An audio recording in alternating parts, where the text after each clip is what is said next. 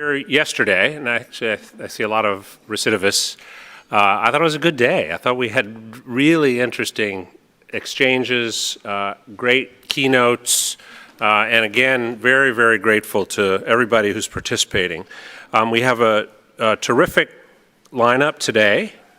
We're going to have a video message from Senator Duckworth. No, we're not going to have a video message from Senator Duckworth. But we will have a decarbonization and clean economy panel with ECV, as well as a discussion on the Quad Defense and Security with Deputy Assistant Secretary of Defense Lindsay Ford and Philippine Ambassador Romualdez.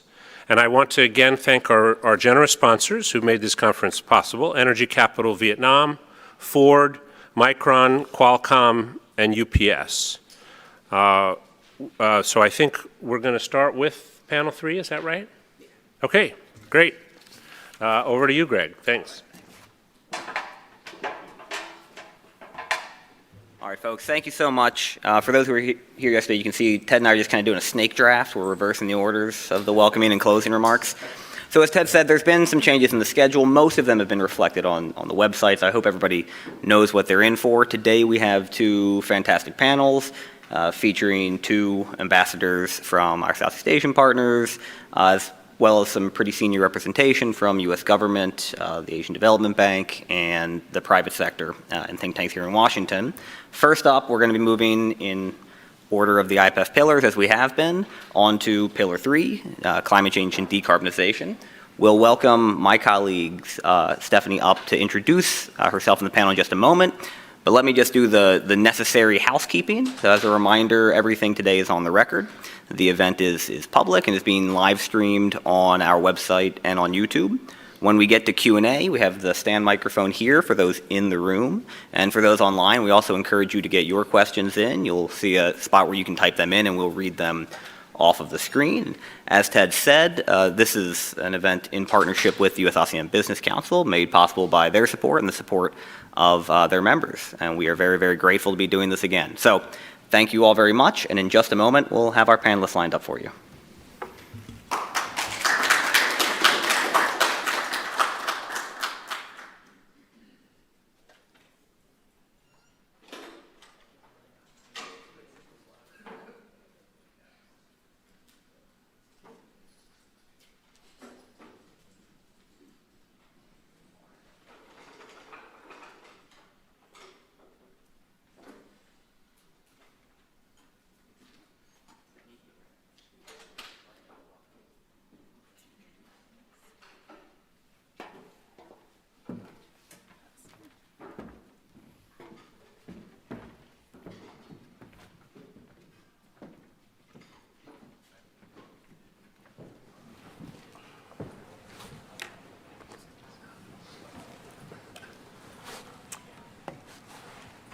Are we ready?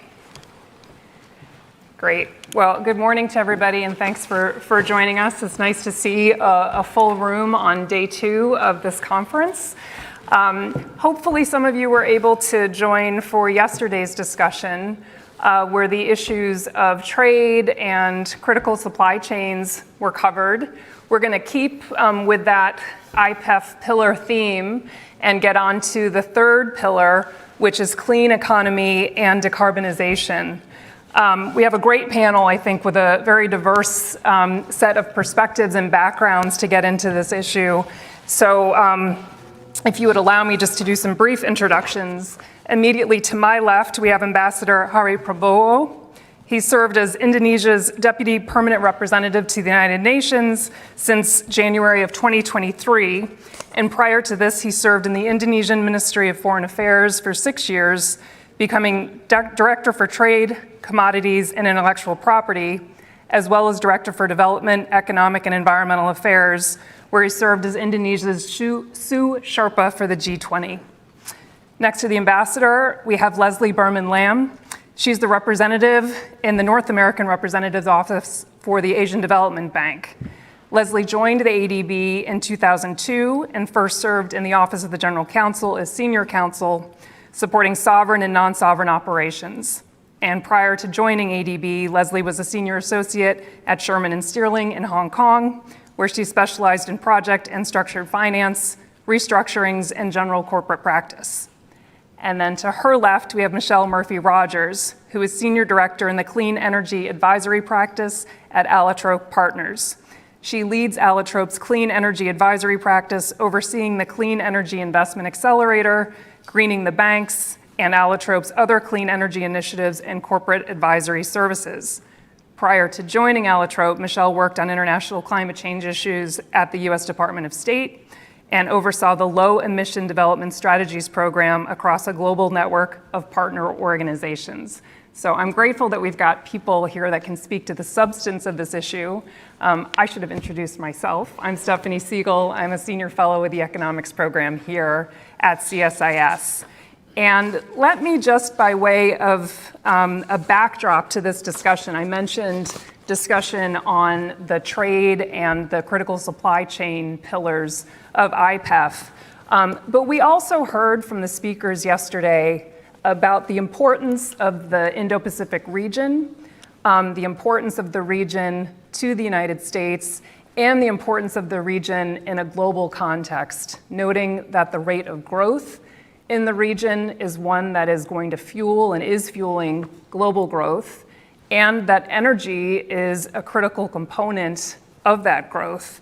I think we also know that with economic growth and energy demand, there is a lot of, I'd say, concern or thinking about how that demand can be met at the same time that we're thinking about meeting targets and goals that are relevant to climate, and specifically how we can meet the 2050 net zero goals at the same time that we're providing energy to fuel development. This is where the clean economy and decarbonization pillar of IPEF is so critical. I think this discussion of how we think about economic growth and development and energy is really one that frames kind of the backdrop for this pillar. So let me just kind of start with a very broad framing question to the panel. And Ambassador, I'd like to start with you and hear kind of from your perspective, how do you think the region is thinking about meeting both the energy demand goals with targets that relate to decarbonization and lower global emissions? Thank you very much, Stephanie. That is indeed a very pertinent question, and especially for developing countries, of which our region, Southeast Asia and a broader context, Indo-Pacific region contains many developing countries. And I believe a crucial issue here is whether clean energy will come as a trade-off with development. Now, for Indonesia, our stance is clear. We see green growth, including energy transition, as the way forward. And we believe that energy transition does not need to come at the expense of development. And instead, we believe that energy transition can be a new source of growth, one that is sustainable and contributes to our vision to become an advanced economy by 2045. Now, this stance is clearly reflected from many policies that Indonesia has been undertaking, such as developing the ecosystem of electric vehicle industry, developing the carbon economy, promoting green industry. Now, all of these exemplify how we see green transition as a new source of growth. So we are very excited of the many opportunities that green transition provide.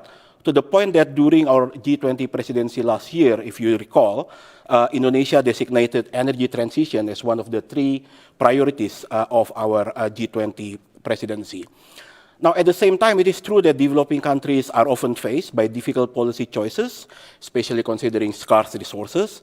Now, for instance, when it comes to energy transition, it is absolutely important for developing countries that energy transition comes hand in hand with energy security and energy affordability. And this is particularly true for Indonesia. As the largest archipelagic country in the world, with 17,000 islands and 6,000 of them are inhabited, most of them are small islands. You can imagine how ensuring energy access, affordability, energy security throughout the archipelago is a daunting task. So that is why for us, energy transition must be just and inclusive. And this is key to ensure that energy transition does not come at the expense of development, but instead go hand in hand. Now, to realize a just and inclusive energy transition, enhancing ambition is key. But what I want to really underline here is that when we talk about ambition, there are three aspects of ambition, and these three aspects need to progress together. These three aspects of ambition are commitment, action, and means of implementation. Commitment must be translated into action. For instance, our energy transition roadmap. Action must be supported with means of implementation in the form of financing, investment, capacity, and technology. Lack of progress in any of these aspects or focusing solely on one or two aspects, unfortunately, will render our ambition merely rhetoric. So we need to lead by example. So for instance, focusing too much on pledges without ensuring there is commensurate means of implementation will of course render pledges and action plan difficult to achieve. And this is where the biggest challenge here, ensuring adequate means of implementation for developing countries. Now, Indonesia needs approximately 25 billion per year to enable its energy transition. And at the moment, the resources available is just $3 billion US. Now, this is where international cooperation is very crucial, which, as you understand, it can take many forms: development partnership, concessional funding, investment, technological cooperation to ensure the availability and affordability of clean technologies. Now, Indonesia has been trying to push forward many concrete initiatives in this regard. The ASEAN Outlook for Indo-Pacific, for instance, the pillar for ASEAN Outlook of Indo-Pacific are very much action-oriented, things that promote progress, green growth and development at the same time. And also innovative partnerships such as the JETP, the Just Energy Transition Partnership, can be a game changer. And not only for Indonesia, but also for the world at large. Because if successful, it can serve as a template for other developing countries. But for that to happen, we need to prove that such partnership works and delivers. We need to ensure, for instance, that slow progress in the realization of investment commitment experienced by South Africa with their JETP scheme, for instance, will not be faced by Indonesia and Vietnam, for instance. So to conclude, I believe that if support and resources are available for developing countries, and with enabling and supportive environment at the global level, I believe energy transition will continue to make concrete progress. We will continue our path toward green transition, and that energy transition and green economy will not be seen as a trade-off for development. But for that, of course, we need enabling and supportive environment. Thank you. Thank you very much, Ambassador, for that very comprehensive answer that actually got at a lot of the themes that I want to dig into a little bit more with the panel.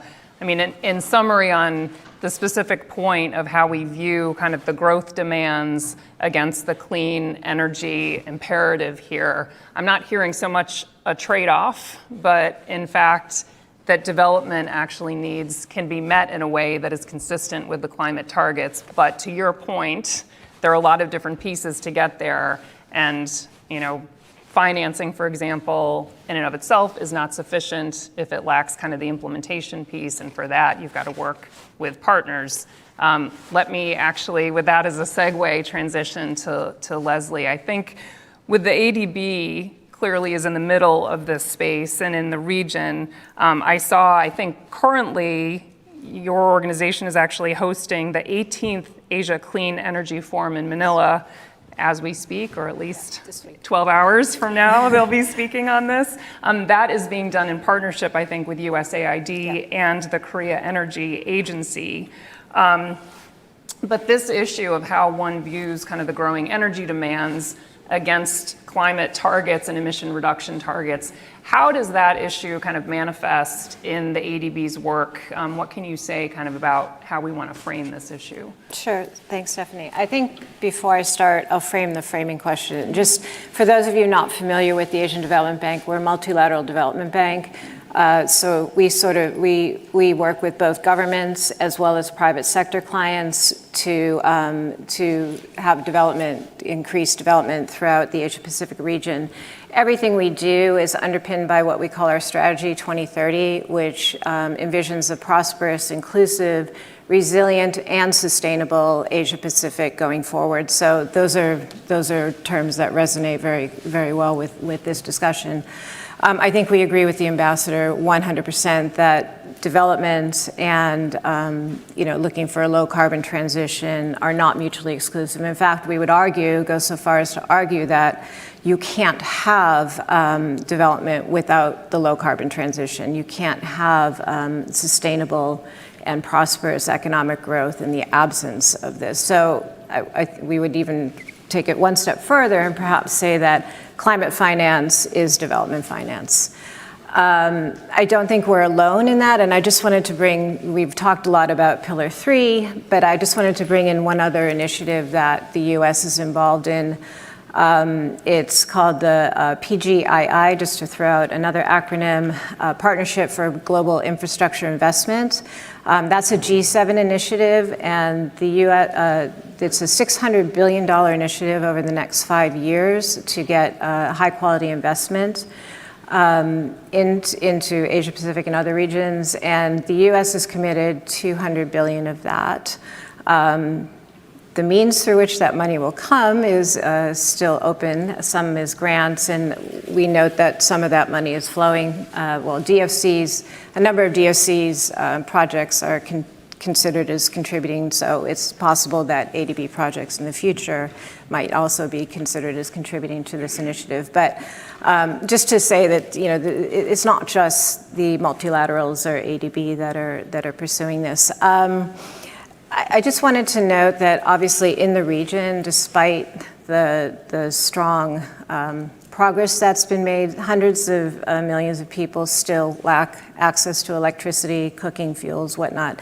So we need to scale up the pace of decarbonization. I think we all recognize the need for it, but the pace of it needs to be scaled up, and that's really the question, is how do we do that? And I think there's been a lot of discussion about the supply side and having sufficient resources available to achieve this objective. But we also have to think about the demand side. And that's, I don't know, I wouldn't say it's harder, but it's a little bit more complex. And what we're doing is our institution has committed $100 million of our own finances for the climate finance in Asian Pacific from 2019 to 2030. So that's on the supply side, but on the demand side, how do we realize that ambition and those commitments? So we are in the process of developing a climate finance action plan, which is a very comprehensive look at how to scale up these investments. That is very much dependent, as you note, on country commitment. We can't do it alone. We work with our developing member countries together to partner to find ways to achieve these objectives, get finance into these countries. And it's also not just financing. So it's partnership, it's collaboration on institutional reforms, policy reforms. We engage in policy dialogue to ensure that we don't have impediments to achieving these objectives. There's not impediments to investment. We're looking at many ways to mobilize private finance because we realize we can't do this alone, and obviously there's restraints or constraints on government's ability to borrow for these initiatives. So the private sector is key to achieving these objectives. And finally, I'd just say, again, just underpinning the comprehensive approach that we take, it's technical assistance for policy dialogue, capacity building, knowledge sharing, technical transfer. I mean, it's a very holistic approach, which we don't do alone, and we do it in partnership with not only our countries, but also our member countries, but also private sector, philanthropies, governments. It's really a very comprehensive approach. I'll stop there. Thank you. Yeah, no, thank you. Thanks also for a comprehensive answer there, because I think I'm reminded of a recent event that was focused on the Inflation Reduction Act, so in a US context, and the speaker from Department of Energy said, well, if this sounds hard, it's because it's hard. This is a very complex challenge, and even with the benefit of headline commitment, which is clearly important, that headline commitment, even if it comes to kind of the realization of financing there, that's only a piece of the puzzle. And we're going to get in kind of the second round into some of the more granularity there. But I do think that that leads in well, Michelle, to your area of expertise. You are kind of more on the ground, I would say, in the sense of working on concrete project development with Allotrope. You're based in California, but you have, Allotrope has operations in the Philippines, Indonesia, Singapore, and Vietnam, I believe. So maybe if you could kind of share your thoughts on this framing here and how you see the challenge in the region, what you're seeing in the region projects. Absolutely, and good morning, everyone. Great to be with you all here today. And yeah, building on what the other panelists have mentioned, I think it's, clean energy is a tool for economic development. And in the same vein of these types of solutions, I mean, the private sector can be such an incredible force to help countries achieve their national goals. And so I think all of these things definitely go hand in hand. And maybe just to contextualize my role and experience a little bit more, Allotrope, I lead our clean energy advisory practice. And so we're a small US business, but we have local teams and staff in those countries across the Indo-Pacific. And they're the ones leading forward this work on a day-to-day basis, really working in partnership with US companies, also with domestic companies in those Indo-Pacific countries on clean energy and decarbonization solutions. And if I kind of look back, across maybe the past 5 years, there's been this incredible movement around corporate demand for clean energy, corporate renewable energy procurement. Hundreds of companies, many US companies and many other multinational companies setting goals for 100% renewable electricity to power their global operations, net zero targets across their global supply chains. And then when those companies think about how to actually implement that goals, that requires focusing on the Indo-Pacific, focusing on their supply chain manufacturing that is occurring in those countries.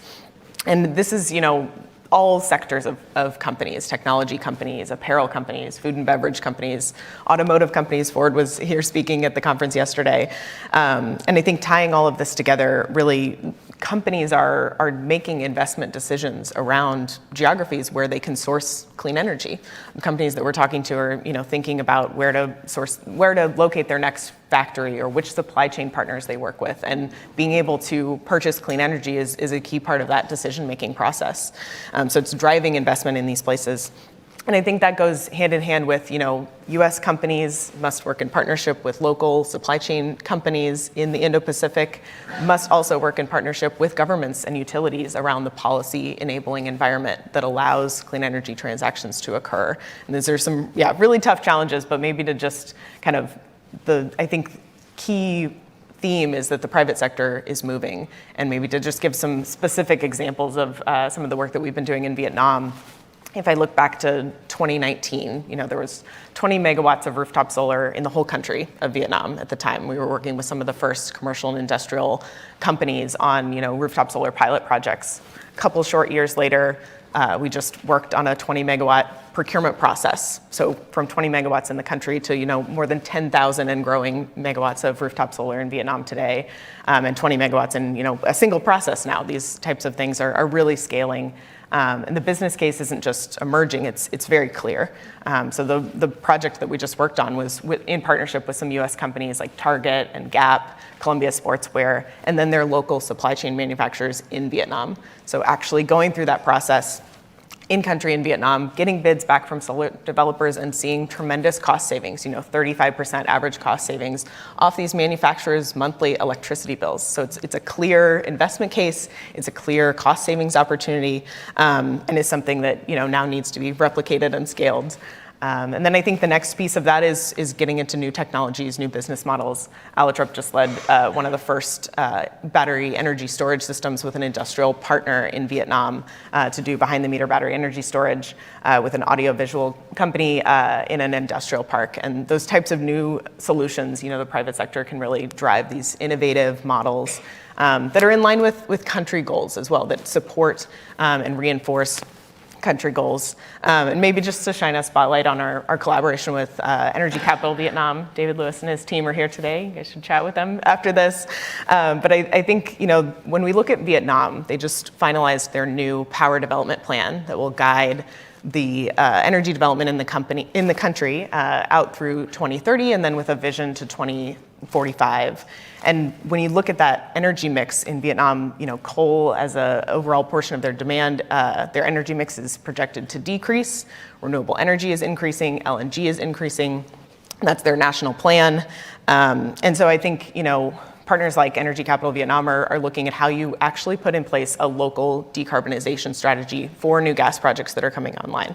How do you work with, building an actual portfolio, investing in this portfolio of domestic carbon offset projects that are certified by international standards, projects that are additional and reducing emissions in Vietnam, and really getting at this piece of, tackling that wedge of emissions from LNG and doing it in a way that's, supporting the decarbonization goals of a country, of Vietnam, their net zero goal by 2050. So those types of models where, private sector driven, commercially viable models that support country goals, I think are really powerful. Thanks. All of you have said things that I want to dig into in some more detail here. I mean, a couple of things that really resonated in what you said. One, the private sector is moving. So this event, I think, is very wisely structured around the IPEF pillars. That's obviously an official sector initiative. But alongside that, you've got the private sector already moving, and we heard, you pointed out the panel yesterday where Ford spoke and gave some very compelling kind of data evidence as far as the speed of transition that they're seeing in their manufacturing and EVs. Just one example, but in fact, the speed at which the private sector is moving certainly gives the sense that there is a big impetus behind these initiatives alongside official, but perhaps moving independent even of official action. The other thing that you mentioned, I think, were kind of positive examples, what you're seeing in Vietnam as far as how the country-owned plan is actually moving forward. I don't want to leave the impression that this is easy necessarily, because we know to the contrary it is not. And so I wanted to go back to you, Michelle, and maybe come back through the panel and hear a little bit more about some of the project development challenges. When you don't have to name names, but for some of the projects where Alitrop is involved, where are you seeing that there are some impediments, and are there some themes maybe that you can kind of string together between the different countries? Yeah, I mean, definitely the challenges are distinct and also stretch out over time. And so, yeah, I think that's all of the kind of successes that we're highlighting are the result of a lot of work among a lot of stakeholders to kind of make that progress. And yeah, I mean, I think going back to the beginning of some of these sectors, those early rooftop solar projects, we would see, the potential for cost savings, and then customers ultimately would decide not to move forward. There's so many barriers, so many challenges. Awareness of some of these technologies, understanding of how some of these, just skepticism about new technologies as they're coming online. It takes, this kind of wave of leaders who are willing to step forward. I think that's why it's so important, some of these U.S. companies that are setting these goals and then working with their local supply chain partners on, kind of that demand element of sending that signal that this is important, that this is something that we want to see, those leaders standing up, testing business cases, testing business models, proving those, and then allowing those to be replicated over time. I think one of the emerging ones that we're trying to work on with Energy Capital Vietnam is really focusing in at like the industrial park level. I think that's a place where we've been trying to work for a while, and it's very challenging because you're working with tenant companies who are ultimately renting their facilities. So they're not kind of in charge of the facility's energy management decisions. There's an industrial park owner. So how do we get at this challenge of the tenant companies often have, back to those global goals, they're working with global brands that want them to, decarbonize, and then there could potentially be a business case for them to decarbonize and purchase clean energy. For the industrial park owner, it's a little bit of a challenge, but also a business opportunity. Maybe there's something in there where they can, transform their industrial park into a net zero or a low carbon park and then attract high quality tenants. So trying to figure out if there's a way to, maximize rooftop solar, bring on battery energy storage technologies, and then also kind of bring in distributed LNG to fill in the gaps and actually have, almost like a microgrid industrial park where there's secure, reliable, decarbonized energy. But bringing all those pieces together is definitely a really challenging thing. But I think the power to, when you solve those challenges, when you get a model that works, then you can replicate it, across Vietnam, across the region, and it can be really powerful. Can I ask, in those instances where you've seen it working, who is the first mover? I mean, is it that it's kind of the demand signal, or is it actually coming from kind of an official target? So the official sector is the one that kind of starts the process. Is it, possible to kind of characterize who's the first mover as far as really advancing this? Yeah, definitely takes a village. I mean, everybody sort of has to make that decision to move together. But I do think in our work, we have seen a really powerful demand signal from, when there is a goal set. So it could be, a US company setting a goal across their global supply chains, but it also can be country governments setting, a net zero and decarbonization targets for their economy. I think those signals are really important, and it inspires and encourages other market sector stakeholders to follow suit. Great. Leslie, I know I'm saying it's not all about financing, but the ADB does provide a lot of financing, and it does so in a way I think the ADB has been quite good at innovating. And so I was hoping you could speak a little bit to how the ADB is actually approaching the financing question, and to the extent that there have been innovations that are directly in response to this energy transition, if you could inform us as to what that looks like. Yeah. So yes, as you say, it's not all about financing, but if you don't have financing, you're not going to make progress. So setting aside some of the policy issues that Michelle mentioned and other initiatives that are critical that we're also working on, I'd just like to focus on actually three things that ADB does that tries to work towards this agenda. The first is kind of trying to get new technology in to serve as a demonstration effect. ADB, when we work with the private sector, we have to be additional. We have to work on developmentally impactful projects, and we actually also have to work within our risk tolerance. So we utilize concessional sources of financing that we blend together with commercial-based financing with the private sector to de-risk these investments, bring down the cost of finance. And the idea is to serve as a demonstration effect. We've had a success in Cambodia with floating solar projects, which had X amount of concessional financing for the first one. The second one had, Y, and then we're out, and now it's being done on the market basis, which is exactly what we look for. So we try to get in and try to do those projects where the market is a little bit iffy. Because if it can be done on purely market terms, there's no risk profile that's needs to be overcome. We're not needed. So that's just one element.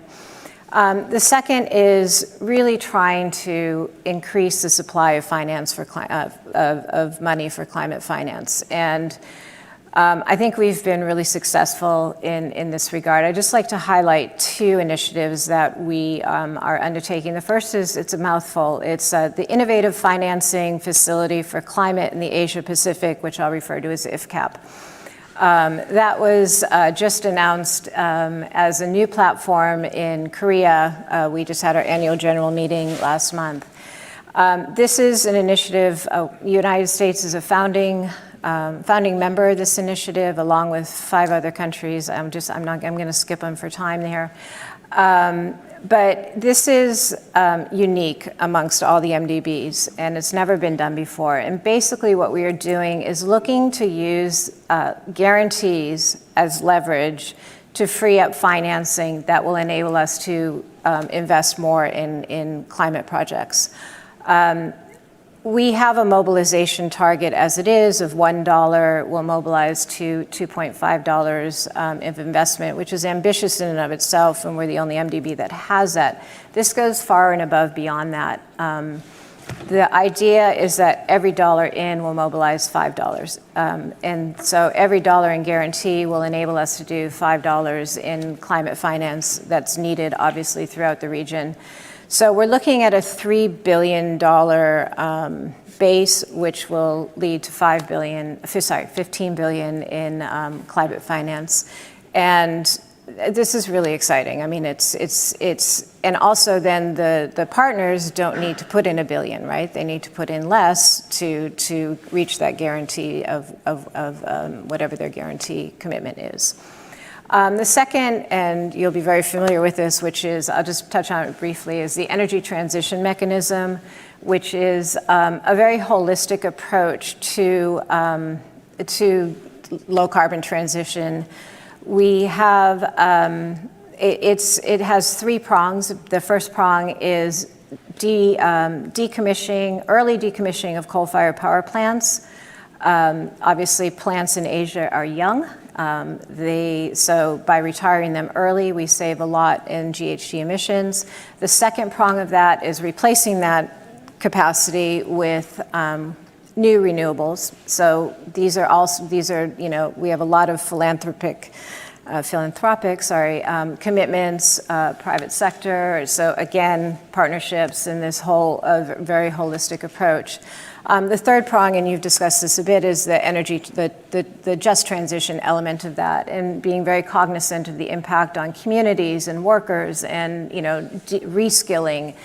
We really can't, particularly for us as a development bank, we can't lose sight of that.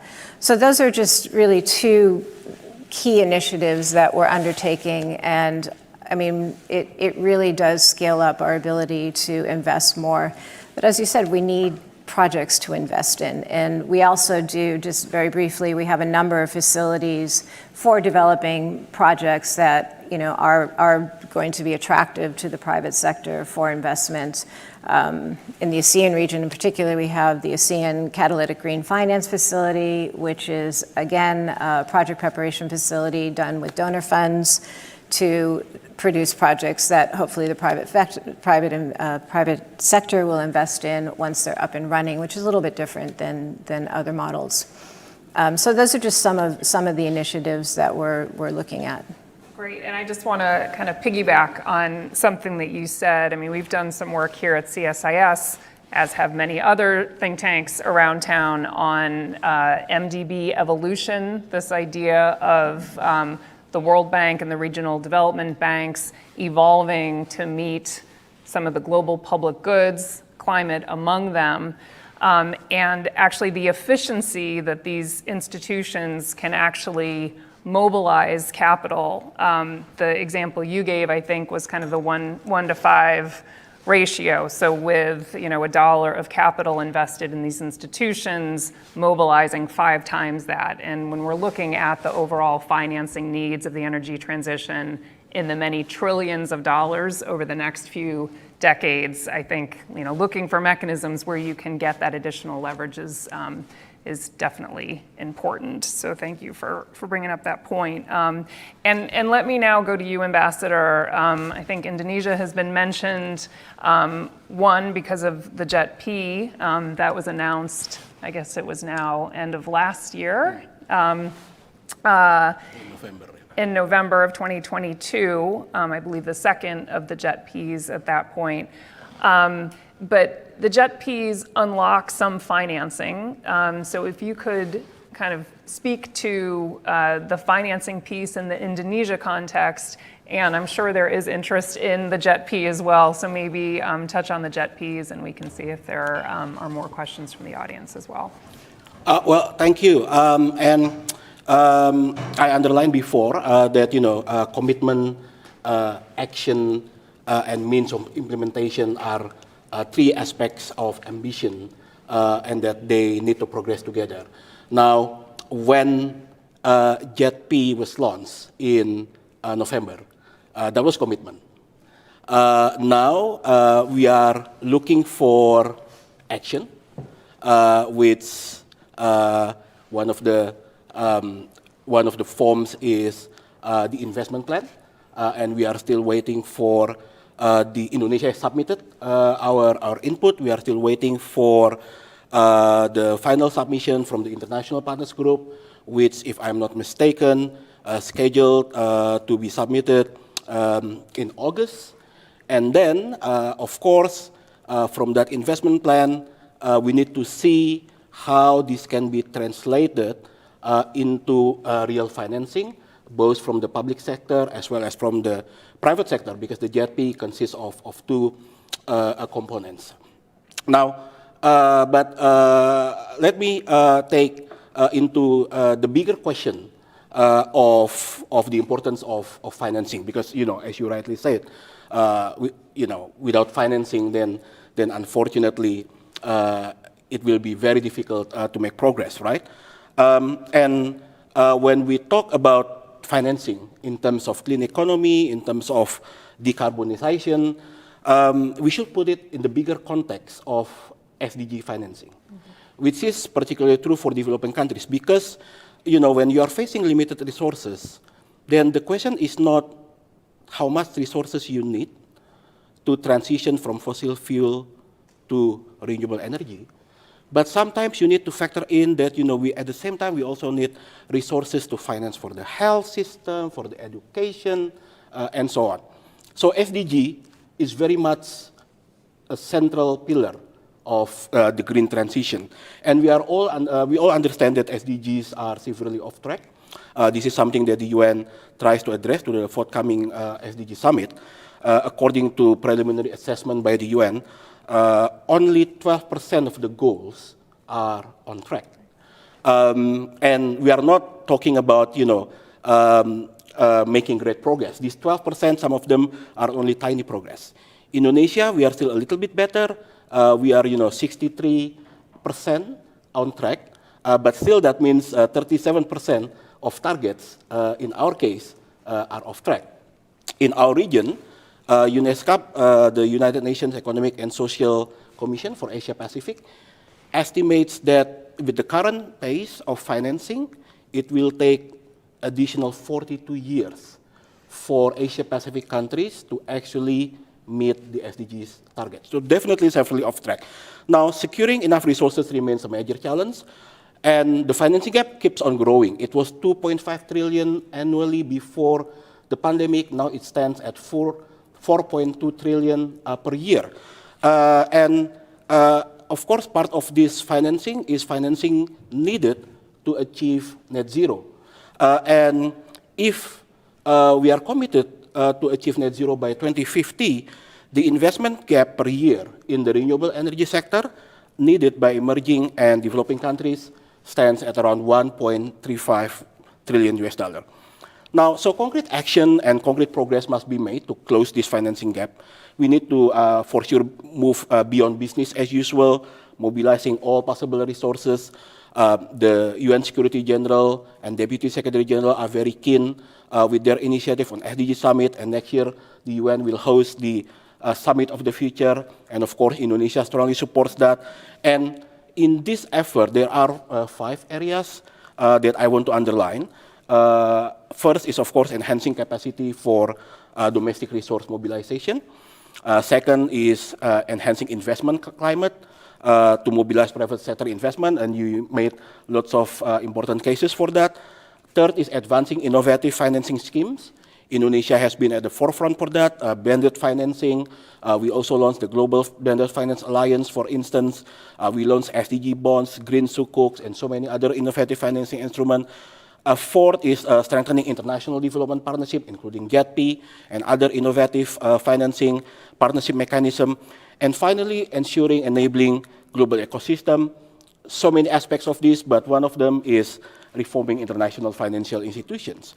Now, on our part, Indonesia has been doing many efforts, both in terms of developing innovative sources of development, enhancing our investment climate, promoting the role of the private sector, and so on and so on. But domestic efforts alone will not be sufficient.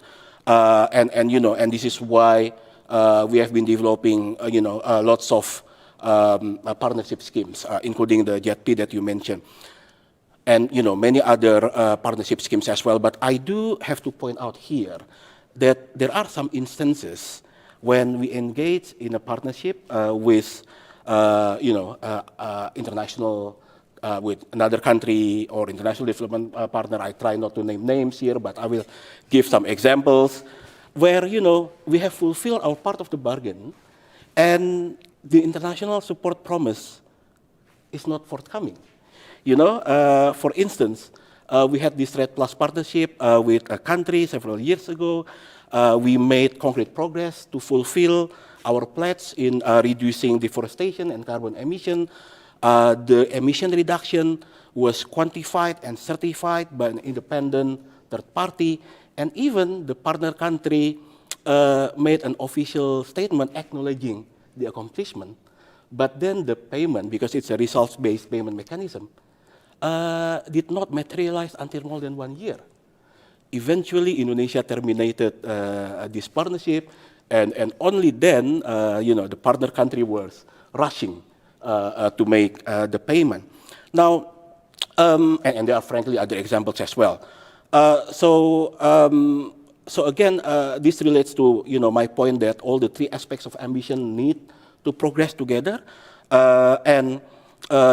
these kind of instances, unfortunately, often happen.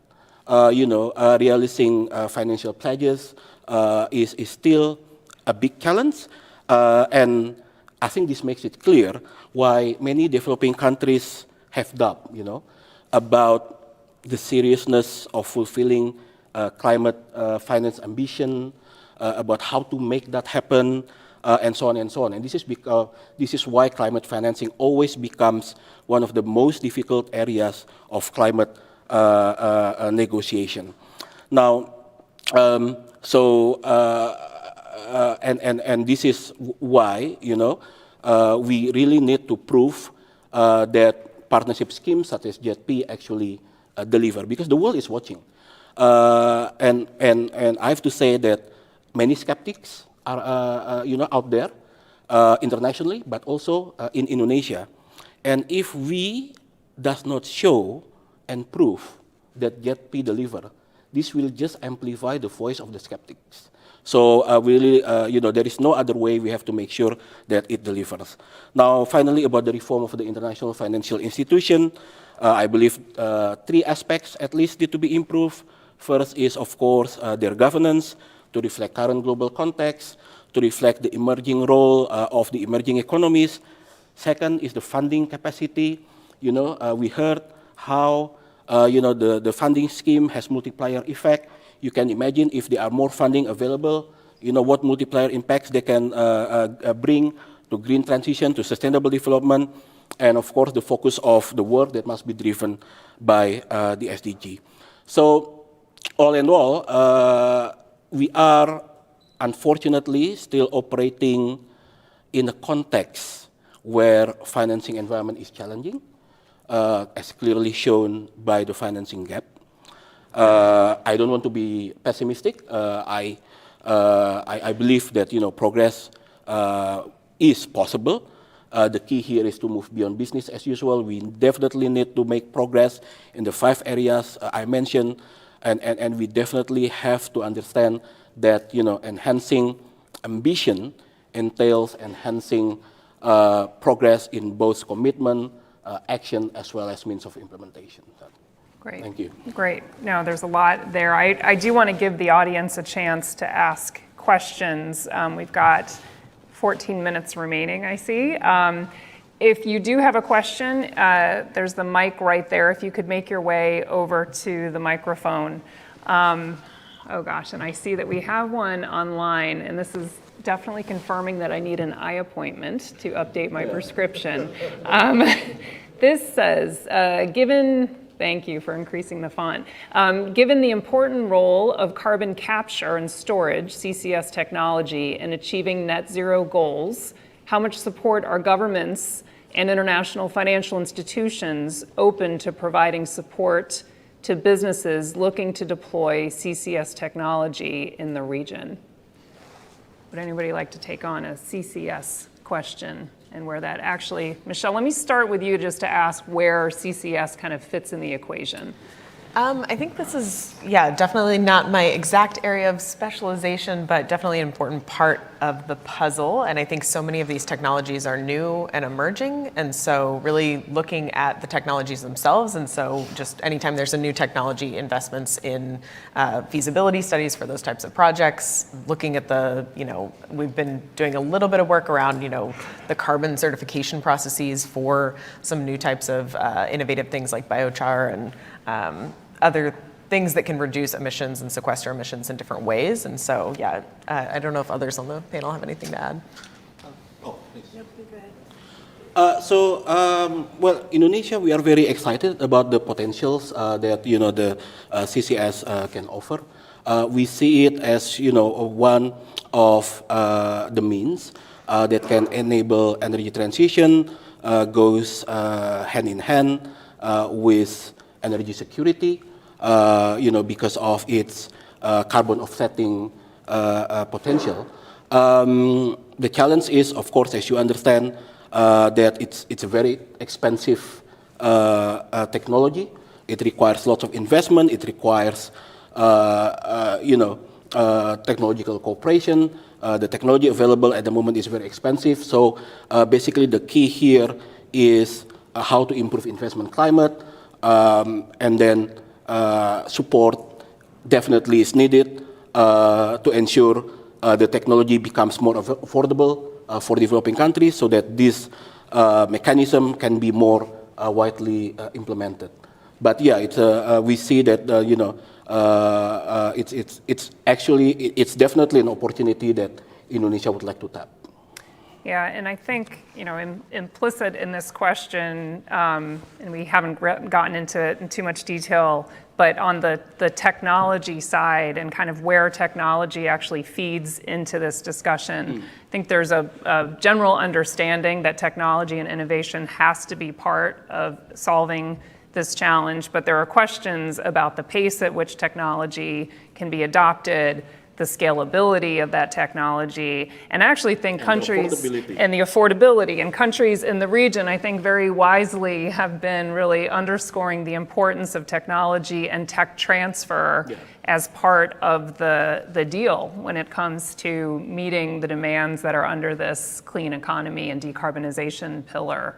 So it's an important point that you raised. So we have a full room here. I would like to encourage you all to take advantage of having panelists that are actually on the ground and can answer some questions. I see we have somebody approaching the mic now. If you could just please introduce yourself and your affiliation and ask your question. Yeah, hello. Thank you so much for being here. I am a graduate student at Johns Hopkins CSIS, and I had the opportunity to travel to Indonesia and speak with the CEO of PLN, the manager of Freeport, and many diplomats who are working on the ground to help with the transition. But I saw a lot of challenges through transitioning, the process of transitioning, because the economy is still very reliant on coal, like the PLN, the local content requirement, the pricing structures, and also like the legacy costs, and also on top of the Bali, Java island grid, building more grid connecting the islands. So I was wondering and curious to hear from different perspectives, what is the challenge that Indonesia should focus on right now from different perspectives, from the ambassador and from private sector, and also from the multilateral development bank. Thank you so much. Thank you. Again, for Indonesia, energy transition needs to go hand in hand with energy security and energy accessibility. And this is especially considering our character as an archipelagic nation. You mentioned about the Java Bali grid. We do have about 6,000 other islands that are inhabited, and you can imagine the challenge of bringing electricity there. Really key question here. In terms of energy transition, I think our roadmap is clear. We have the energy transition roadmap. We have the national, electricity supply business plan by the PLN. This is reflected also, in the JETP partnership. Both the energy transition roadmap as well as the electricity supply business plan have been majorly updated, to reflect a much more ambitious energy transition plan. But again, as I mentioned before, the financing gap is huge. 25 billion needed, 3 billion available. So this is definitely, one major point. And to ensure this, definitely resources need to be available, both domestically and through international partnership. But also, again, the costs of getting and implementing energy needs to be brought down. Because, for instance, when we are talking about solar panel, for instance, we all understand that the price of the solar panel itself has been going down. It's comparatively to several years ago, it's much cheaper now. But the facility to store, the energy storage is still expensive. And of course, for a country like Indonesia with, again, thousands of inhabited islands, the storage facility is very essential. Financing and ensuring technology is accessible, scalable, affordable, will be key to make concrete progress. Would you like to add anything? Yeah, just very briefly. I mean, I don't want to focus on the challenges, but rather I think I'll say a few words on the response.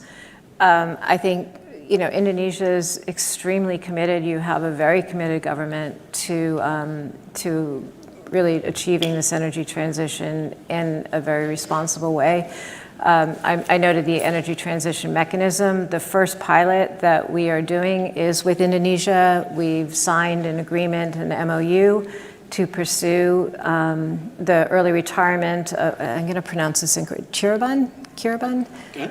Is it Cirebon? I don't know how to pronounce it. So what? The Cirebon. Cirebon. Yeah. Cirebon. So, I mean, and being a leader in the JETP, I mean, there's just a number of initiatives that are being pursued. It's very complex, as we've noted. It's not easy to do everything at the same time, but by addressing actual projects, by actually putting the effort and the financing there and the political will behind, I think you'll see a lot of transformation in very positive direction.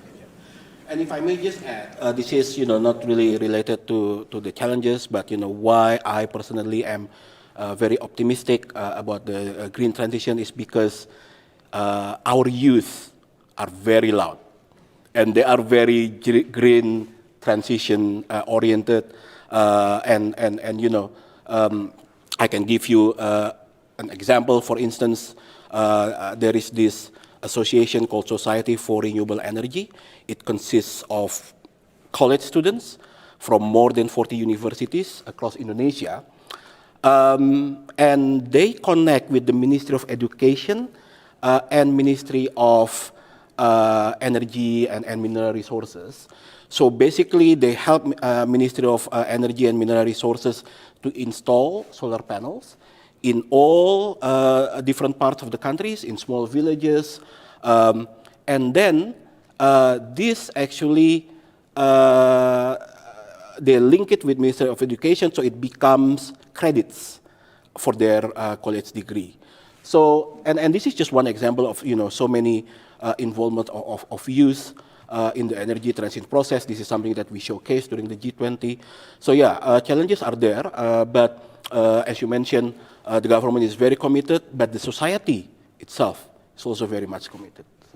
Michelle, do you want to add? Building on that, I'm so glad you brought up PLN because I think it highlights a really important distinction. Like all of the power market structures in different countries are structured so differently. And so in Indonesia, there's a state-owned utility, PLN, which is so different from our system in the US. And so engaging these national utilities is a completely different set of challenges, stakeholder relationships.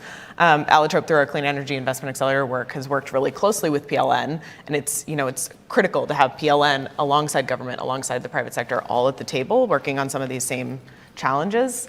One thing, one of the big kind of opportunities right now in Indonesia on the kind of corporate clean energy side, you can only do certain things like rooftop solar. There isn't an effective mechanism in place for off-site renewable energy transactions. And so that's something we've been in close discussions with PLN, with government, with the private sector. There was actually a recent announcement that Amazon worked with PLN on a specific deal where they were able to bilaterally negotiate their participation in some off-site renewable energy projects. So it's a really powerful example of what's possible and what could be possible, but making that into an open mechanism that other companies can participate in is something that's in the works, but I would love to see something like that finalized and move forward in Indonesia, and I think it's a big opportunity.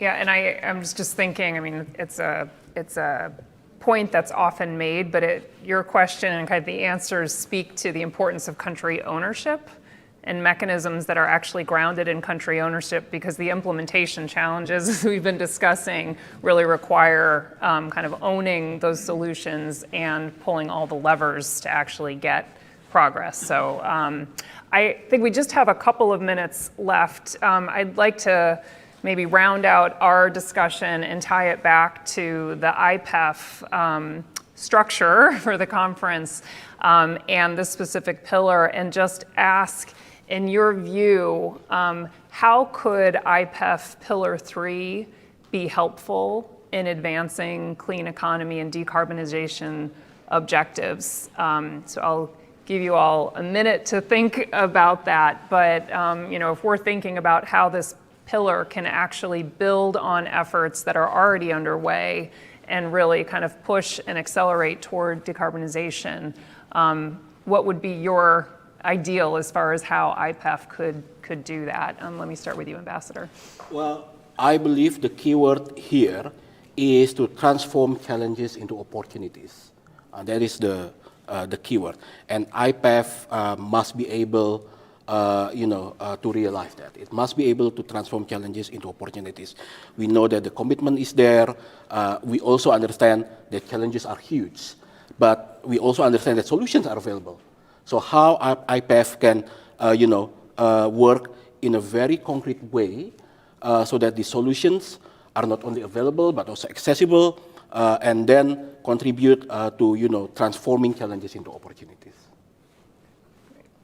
Leslie. Sure. I think the IPEF pillars are, interestingly enough, very similar to ADB's Strategy 2023 pillars. But I think if IPEF is working on standards and its goal is to, have agreed and common standards, I think working on those enabling environments, working on creating common standards that will enhance people's interest and desire to invest in these projects would be very powerful. And so finding ways to mobilize private finance as well would also be quite useful in this initiative.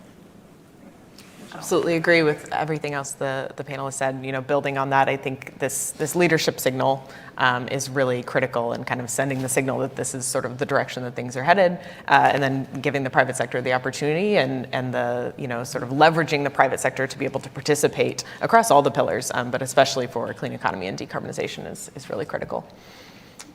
Great. Well, I want to, in thanking you, actually thank all of you for I hear kind of an optimism in how you're describing the challenge. And I don't want to be optimistic at risk of kind of undermining the magnitude of the challenge. It is a massive challenge when we're talking about decarbonization globally and in the region. So it's a huge challenge. But I do think that there's goodwill as far as finding solutions, and we actually are seeing some real traction. It does feel like we're at some positive tipping points, whether we're talking about technological solutions or whether we're talking about the urgency that you pointed to of mobilizing finance to meet some of the decarbonization goals and also to meet the sustainable development goals. The two I really think do go hand in hand. So if we can take that spirit of optimism into this challenge, and I hope that all of you will join me in thanking the panelists for a really excellent conversation.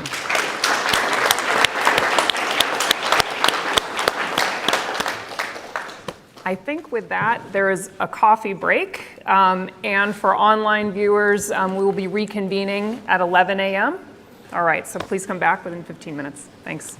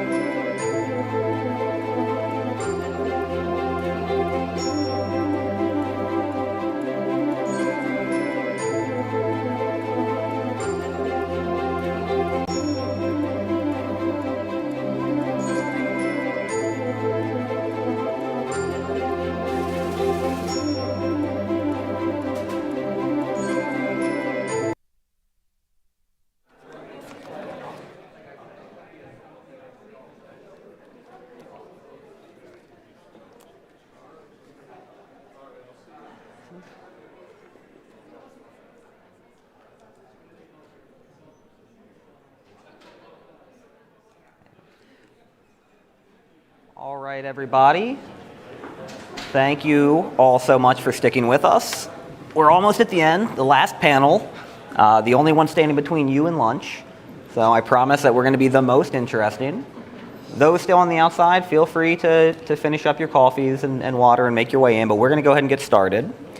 So this is the fourth and final panel. It's the only one not framed around one of the IPEF pillars. You'll excuse us, we didn't have an IPEF Pillar 4 panel because none of us are really sure how to frame that. So instead, we're talking about politics and security in the Indo-Pacific. And I couldn't have asked for three better speakers and three better friends to come help us do this. First, I'm sorry, I guess I should introduce myself in case anybody got tired of my introductions over the last 2 days. I'm Greg Poley, and I direct the Southeast Asia program here at CSIS. More importantly, first we're going to hear from Lindsay Ford. Lindsay is the Deputy Assistant Secretary of Defense for South and Southeast Asia at the Department of Defense. Before that, she was with Brookings, with Asia Society, and then before that, also with the Department of Defense. And has had a remarkably busy, I guess, couple of years, but certainly a couple of weeks between Shangri-La and India. You might have heard the Indian Prime Minister will be arriving soon. Then we're going to have Ambassador Jose Manuel Romualdez, who has been the ambassador of the Philippines here in the U.S. since mid-2017, kept on by the current administration because he was doing such a fantastic job under the previous administration. And then batting closer here, we'll have Zach Cooper. Zach is a senior fellow with the American Enterprise Institute, previously with the German Marshall Fund, more importantly, previously with CSIS before he lost his way. And they will speak in that order. I'll ask each to give about 5 or 10 minutes of opening remarks, and then we'll open it up to Q&A from both you here in the room and you watching online. So with that, Lindsay? Great, thanks, Greg, and thank you to CSIS for having me. It is great to be here, especially to get to do this panel with two of my good friends. So this is a treat. This is a treat for me. It has indeed been not just a busy few weeks, but actually I think it's been a pretty blistering pace for 2023 for the Department of Defense in the Indo-Pacific. Secretary Austin just obviously was out at the Shangri-La dialogue. He also stopped in Japan and in India during that trip. This was his 7th trip to the Indo-Pacific region in about 2.5 years in office. So he is pretty serious about making sure that we are prioritizing this region in deed and not just in word.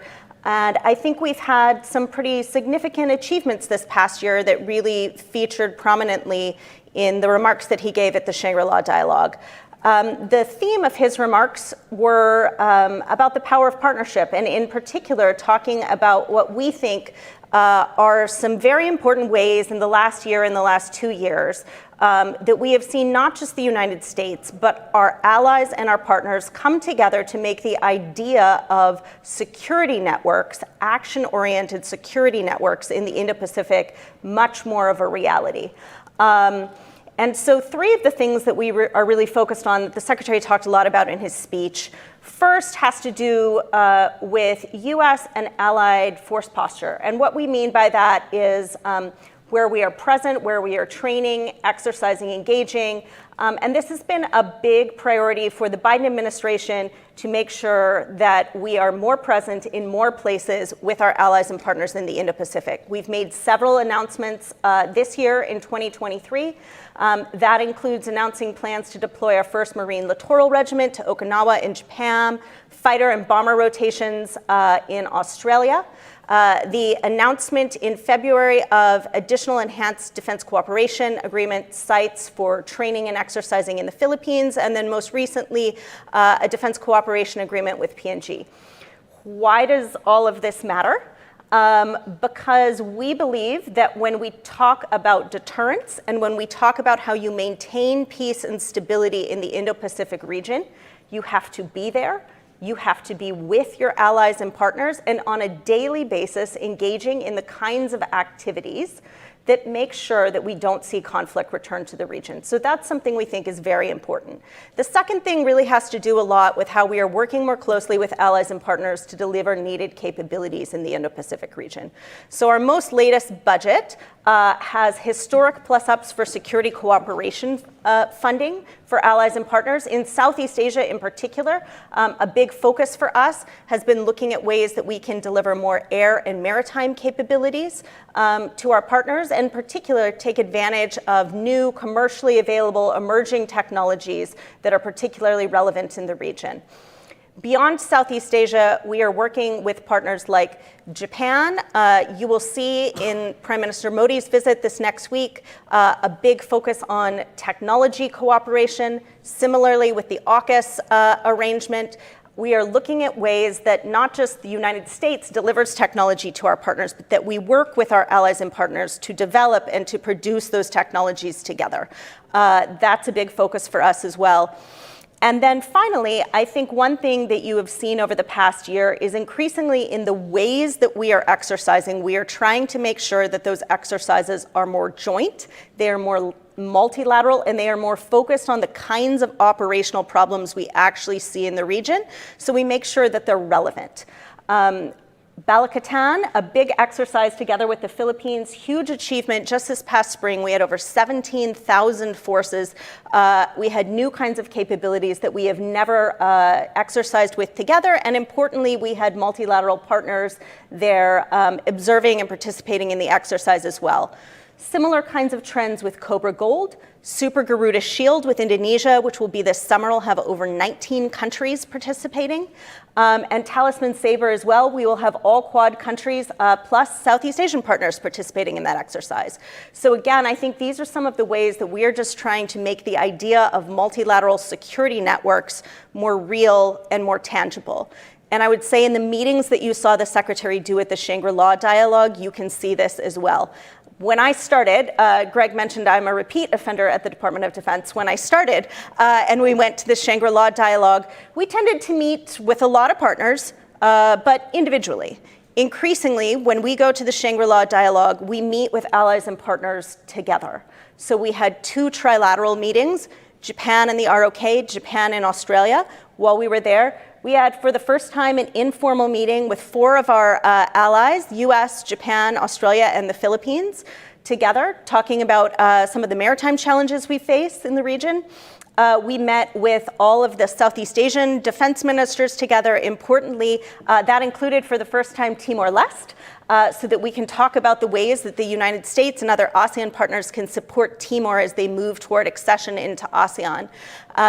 So the bottom line is we feel that what we are working with partners together on right now is delivering results to make a more resilient, more practically oriented security network that is actually delivering results for everybody. I'm happy to take your questions, but I'm going to turn it over to my 2 friends now. Thanks, Lindsay. Ambassador Wallace? Yes, well, thank you very much, Greg, for doing this. And I'd like to thank our good friend, of course, Lindsay Ford. And we just saw each other yesterday at lunchtime, and it's always good to be with her. And we did discuss a couple of things in the ASEAN with our ASEAN colleagues, and it was, I think it was a very good, we would call it a working lunch, but we enjoyed the lunch too. Just the same, I think that there's no question about it that the engagement of the United States with the ASEAN region is very important. We welcome it, of course, and every time there is some kind of a dialogue, especially this yearly dialogue in Shangri-La, the Shangri-La Dialogue in Singapore, we always watch that and we always attend it, of course. But as we discussed the centrality of ASEAN and the role that we can play in the region, the Philippines has taken a conscious effort into really strengthening our relationship with the United States. As you know, we've announced the access of U.S. forces to 4 of our bases, mainly as a deterrent, our contribution to the deterrence for the security of the region, but at the same time also bumping up our defense security, which is very important for us, since the United States is our only defense ally, or we have a mutual defense treaty, the only treaty ally that they have in the Philippines, in the Asian region. So with that, we see that as an opportunity also for us to take the lead with our ASEAN friends to try and find ways and means to be able to not only look for an area where we can work together for the peaceful and stability of the peace and stability of the area. And one particular thing that we have discussed, we discussed it during lunch yesterday, was I think Lindsay did mention the fact that Defense Secretary Austin wanted to meet with the Defense Minister of China, which didn't take place, and we were of course disappointed with that. But we're hoping the ASEAN community, the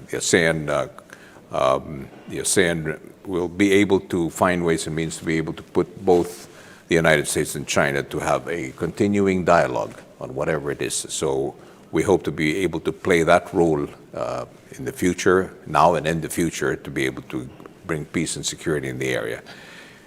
Just as a last point, our Secretary of National Defense, we have a new one now, Gilbert Teodoro, and he just recently announced that we are really going to continue with our modernization.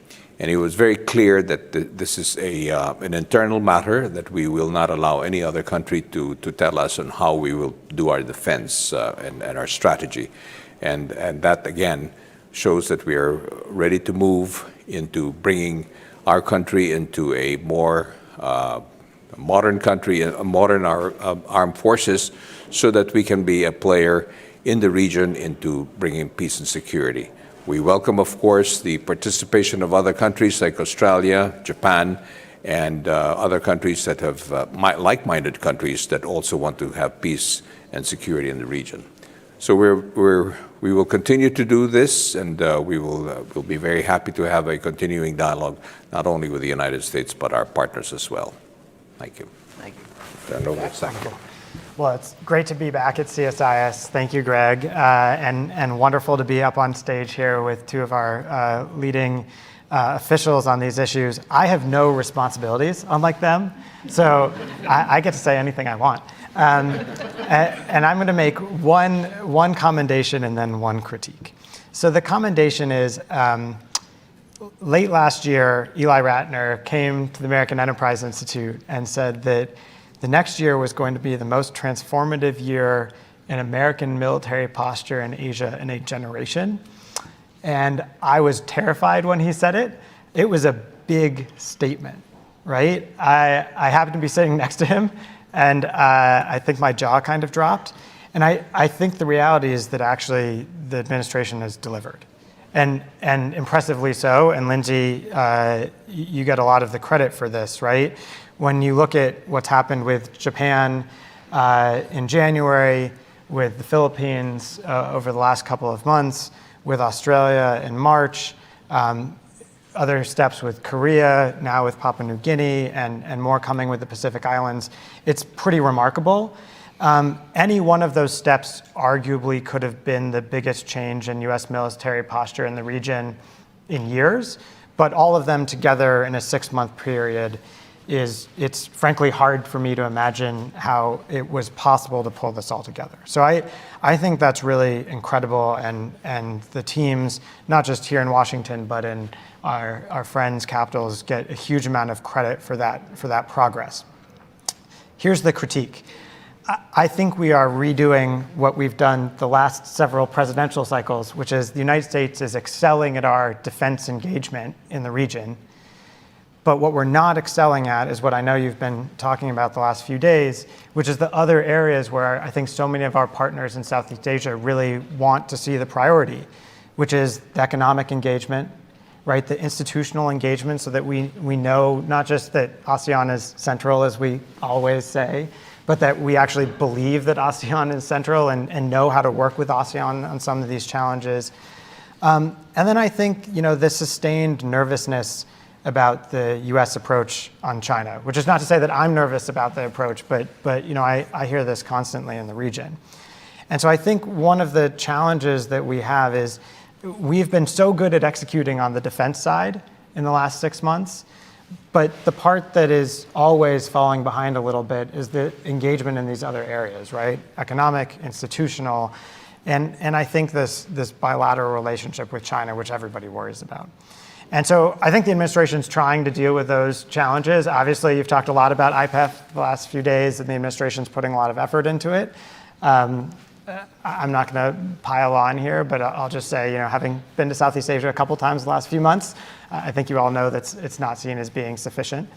I think the engagement we're seeing now by Secretary Blinken and others with China, it would reassure many if there were some breakthroughs and some guardrails, although I'll be candid that I'm not sure that the US and China see eye to eye on what actually we mean by guardrails, and whether there's a strategic interest, in particular on the Chinese side, in establishing some of those guardrails.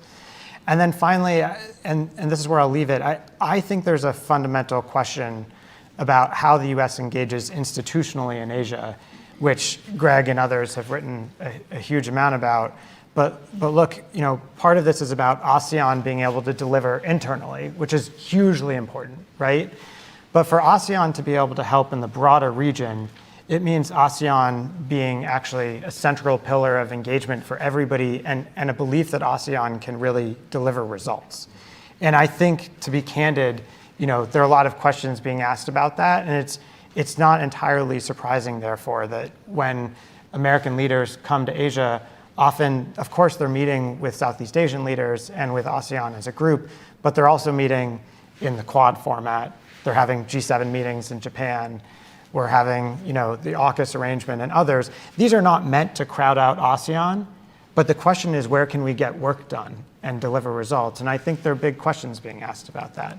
So a huge kudos to the team for all the work that they've done on the defense side. I think the question now is how the Biden team can build out the rest of our engagement in Southeast Asia to align and parallel with that great defense effort we've done. Thanks. I'm going to ask one question as moderator to each of the panelists to give all of you time to work up your questions and your courage.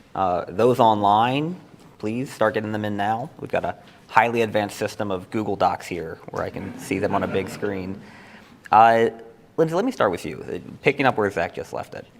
There is less today, but still anxiety about the Quad and AUKUS and the idea that the U.S. is engaging unilaterally and bilaterally in ways that may overlap with, if not threaten, ASEAN centrality. In fact, there was a whole side panel on this issue at the Shangri-La Dialogue a couple weeks ago.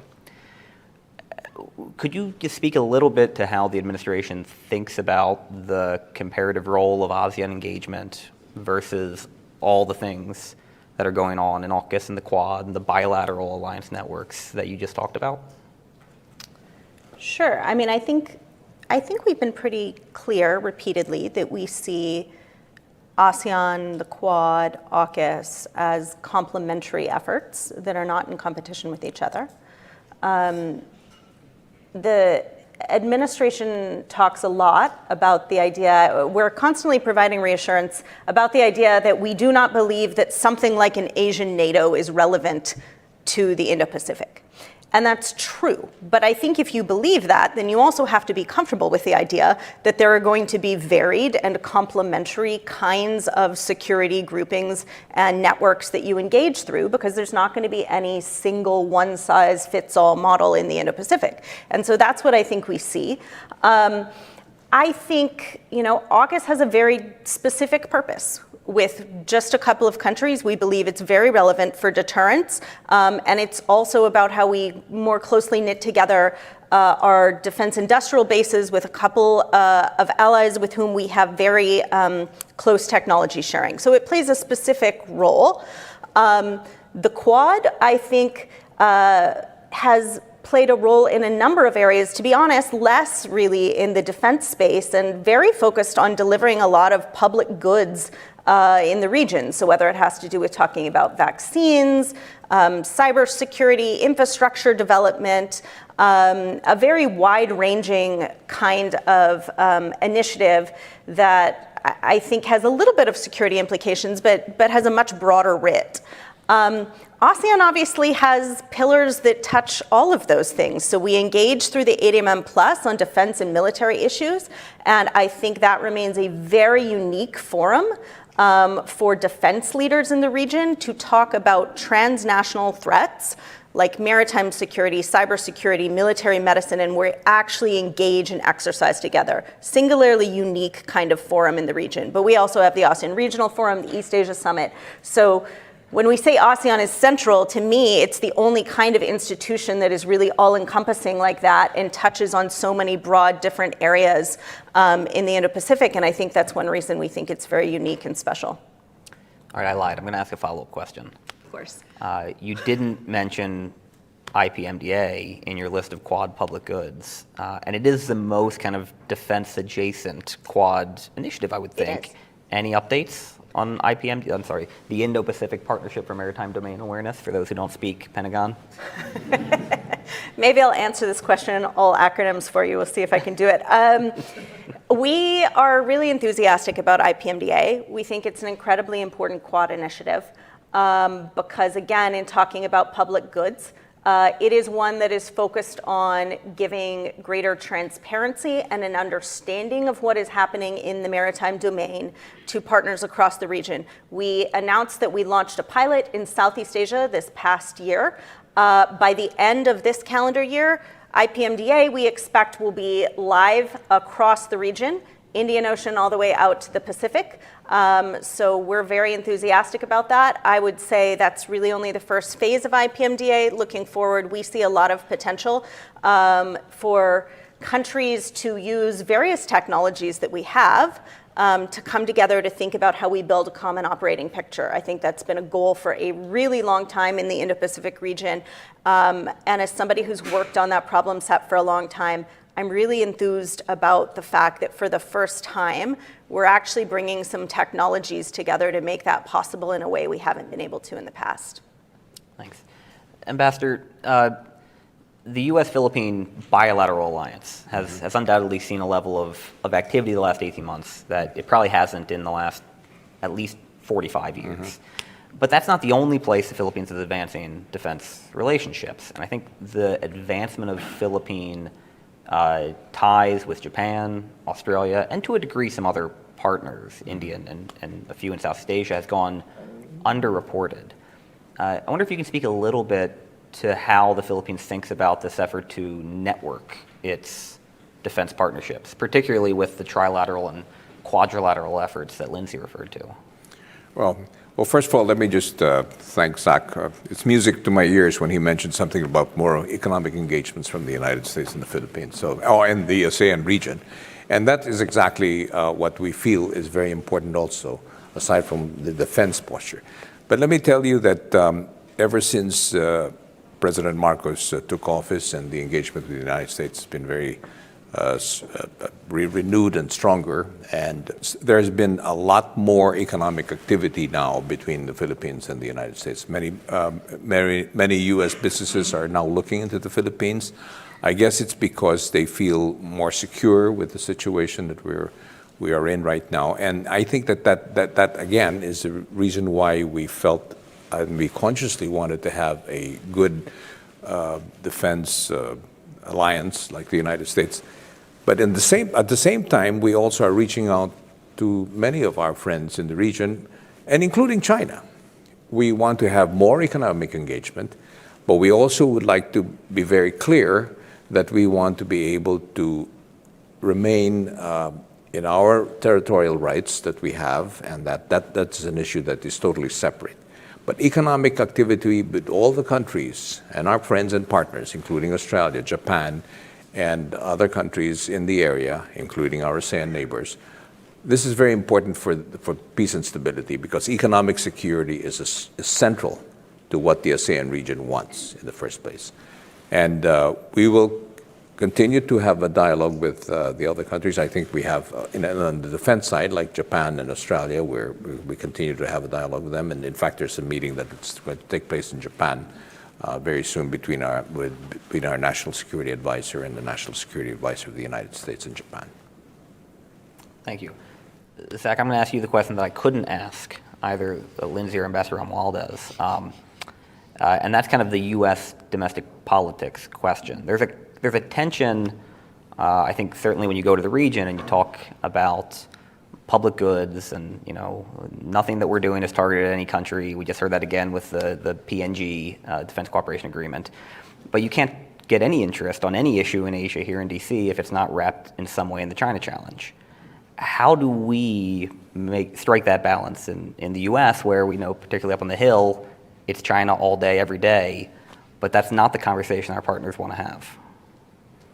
I think this is the hardest problem for US strategy right now, right? Is we could all come up with a pitch on China that works well in Washington and a great pitch on what American regional strategy should be in the Indo-Pacific region. And I'm not sure that those two are the same. They overlap, but they're clearly not the same. And I think the Biden team has done a pretty good job trying to articulate something that works in both places. But you'll note that, I don't know how many Americans have read the White House's Indo-Pacific strategy. It's great. I love it. I know. I'm sorry. I sleep with it on my nightstand. That's right. Yeah. It barely mentions China. China's in one paragraph of the U.S. Indo-Pacific strategy, right? But what we talk about in Washington is really, as you know, as all three of you know well, it's really the China challenge. And I think trying to bridge that divide is incredibly difficult. Let me just put forward 3 places where I think it's particularly hard and is going to be an issue over the next year or so. So the first is the compact negotiations with the Pacific Islands.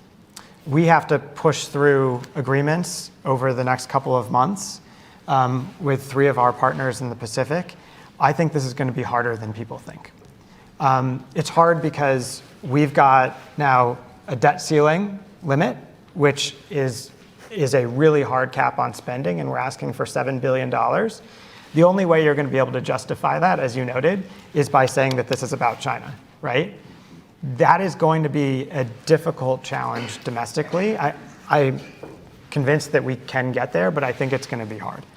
Another area where I think you see this is just broadly US economic strategy.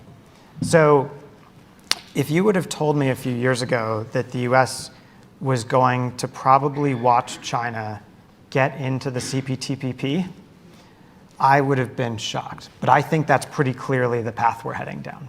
And this is an area where even talking about China doesn't seem to matter for our economic engagement, right? We all know that we need more economic engagement, but even here, that's not enough to motivate, apparently, the political class in Washington to think that trade is that important. So that's another area where I think we're going to be in negotiations about IPEF, and at the same time, the Chinese are going to be making real headway on CPTPP. That is going to be a huge debate here. And I worry that it's not going to be enough to get us across the finish line. And then the last area that I think is a real challenge is just the core strategy that we have, right?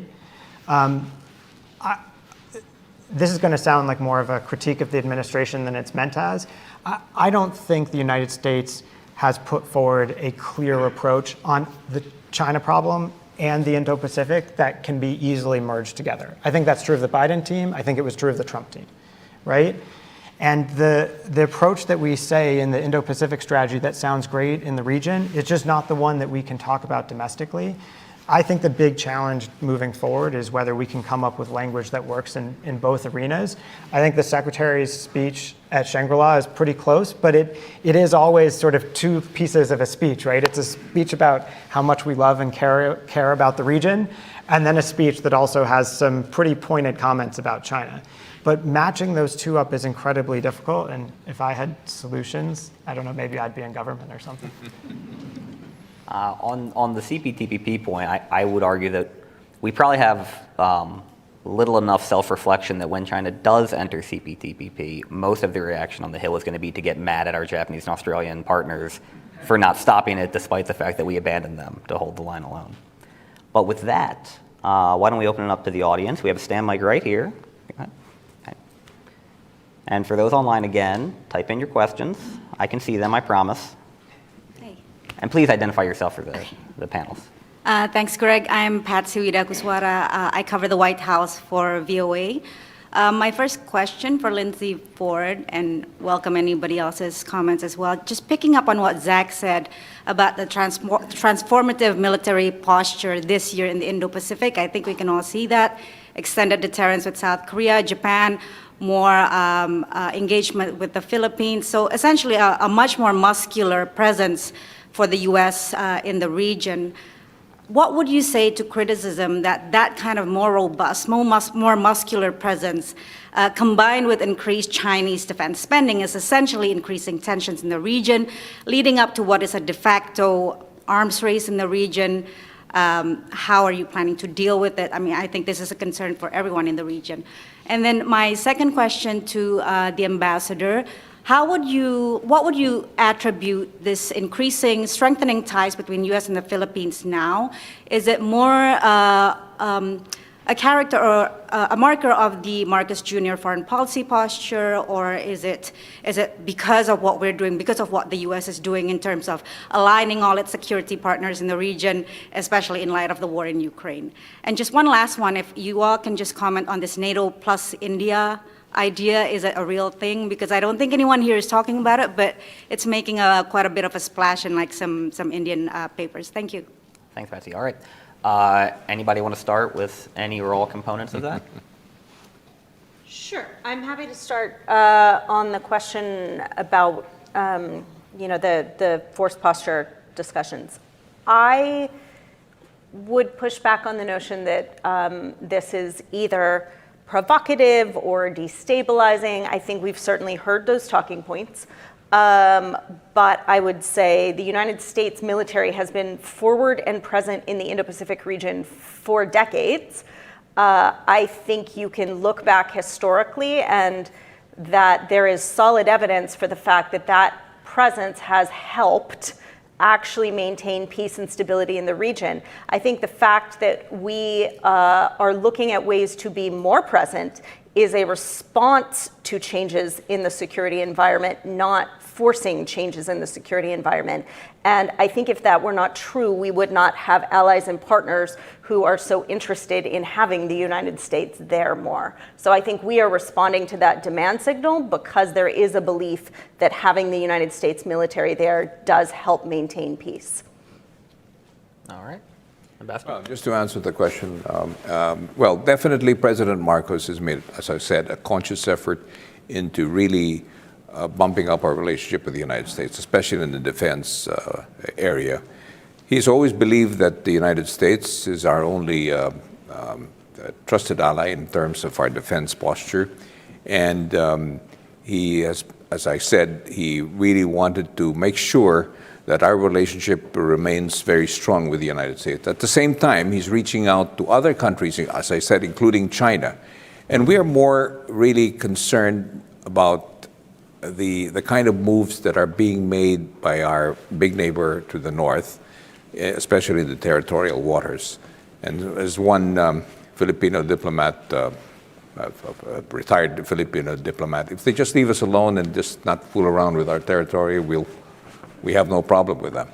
But the fact is, it is there, and so we have to find ways and means to be able to reach out to them to make it clear that we are not going to give 1 inch of our territory, as President Marcos said.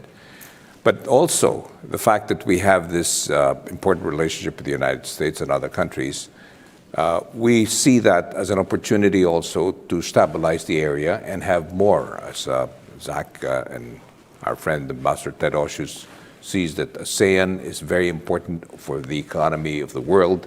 We are a growing economy. It's about 650 to close to 700 million people and growing. And it is also the fastest growing economy in the world today. It is very important. We need to have peace and security in the area and stability to be able to bring out to the world more of our economic opportunities that are open. Can I just make one very brief point, Patsy? So I think there's just one area where I would maybe make a little bit of a distinction, which is, sometimes you hear this talking point that the United States is pushing its allies and partners to do things that they don't want to do. I got to tell you, I love Lindsay Ford. She is not that persuasive. Right? We're going to have to talk after I think pretty clearly what's driving these actions in the region, it's not the United States, it's China, right? Like, why is it that certain countries are taking actions? I mean, I think you can tie it back directly to choices that Beijing has made over the last handful of years that, in my view, have really not paid off for Beijing, right? Like pushing Japan, Korea, Philippines, some of the Pacific Islands, Australia, India, so hard. Was that a good idea? I don't think so. Now, is that opening the door for the United States to do things that heretofore weren't possible? Yes. But this talking point that some people have, that Betsy, that somehow the U.S. is pushing our friends into doing things that they don't want to do and militarizing the region. I just don't see that. I think it's exactly the other way around, right? States, academically, we know that states tend to balance against threats, and countries are feeling threatened.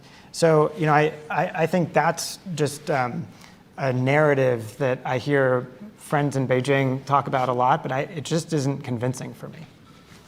Thanks. All right, let's take a couple more from the room, and then I'll go online, because you all at least got dressed up and came out for this. Okay. Hi, Augustus Salzona, Filipino by birth and blood, American by choice, longtime Washingtonian.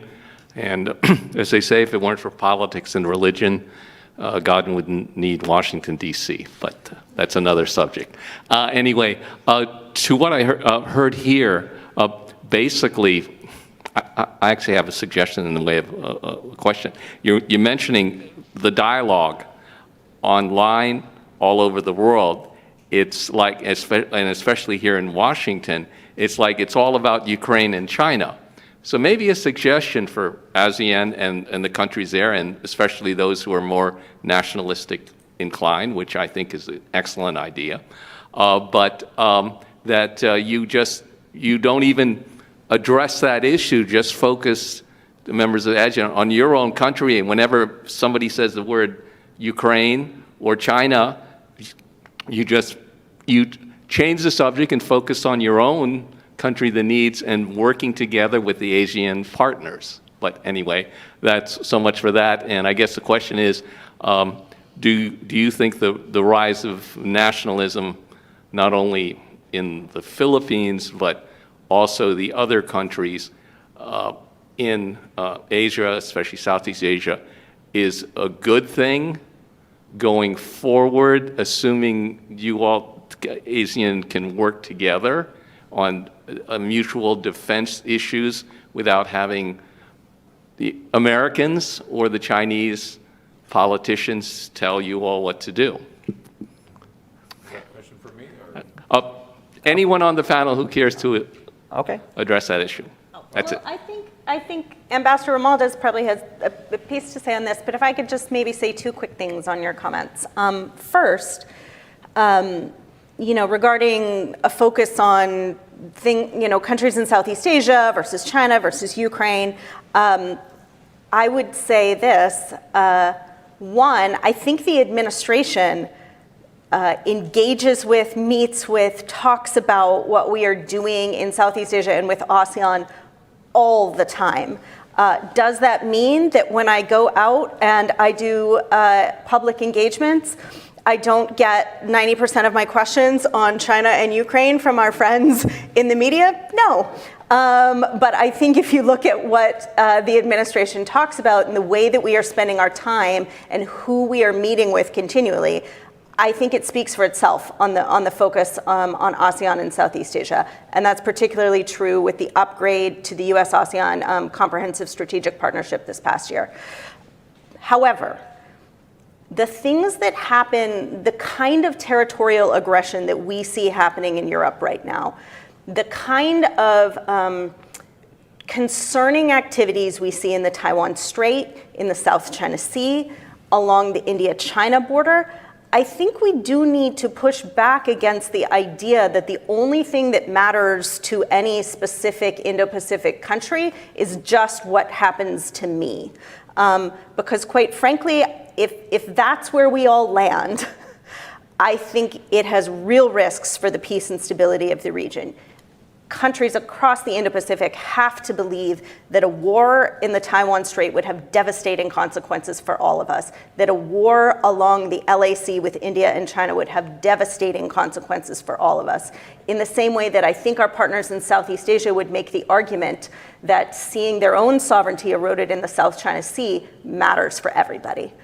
So I just think that's an important thing we've got to keep in mind. Thanks.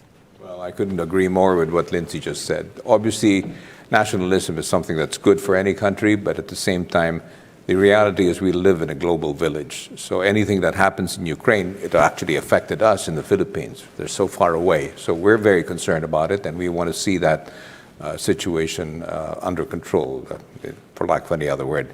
And obviously in our area, we have to talk about China, and China is doing all of these moves that we feel is giving instability to the region.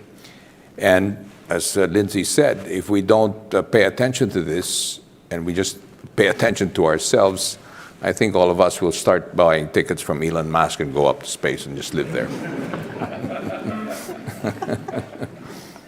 All right. The line for questions is getting longer than the remaining time. So here's what I'm going to do. I'm going to ask two of you at a time to ask your questions. I'm going to ask that they be brief so that we have time to get through everybody, okay?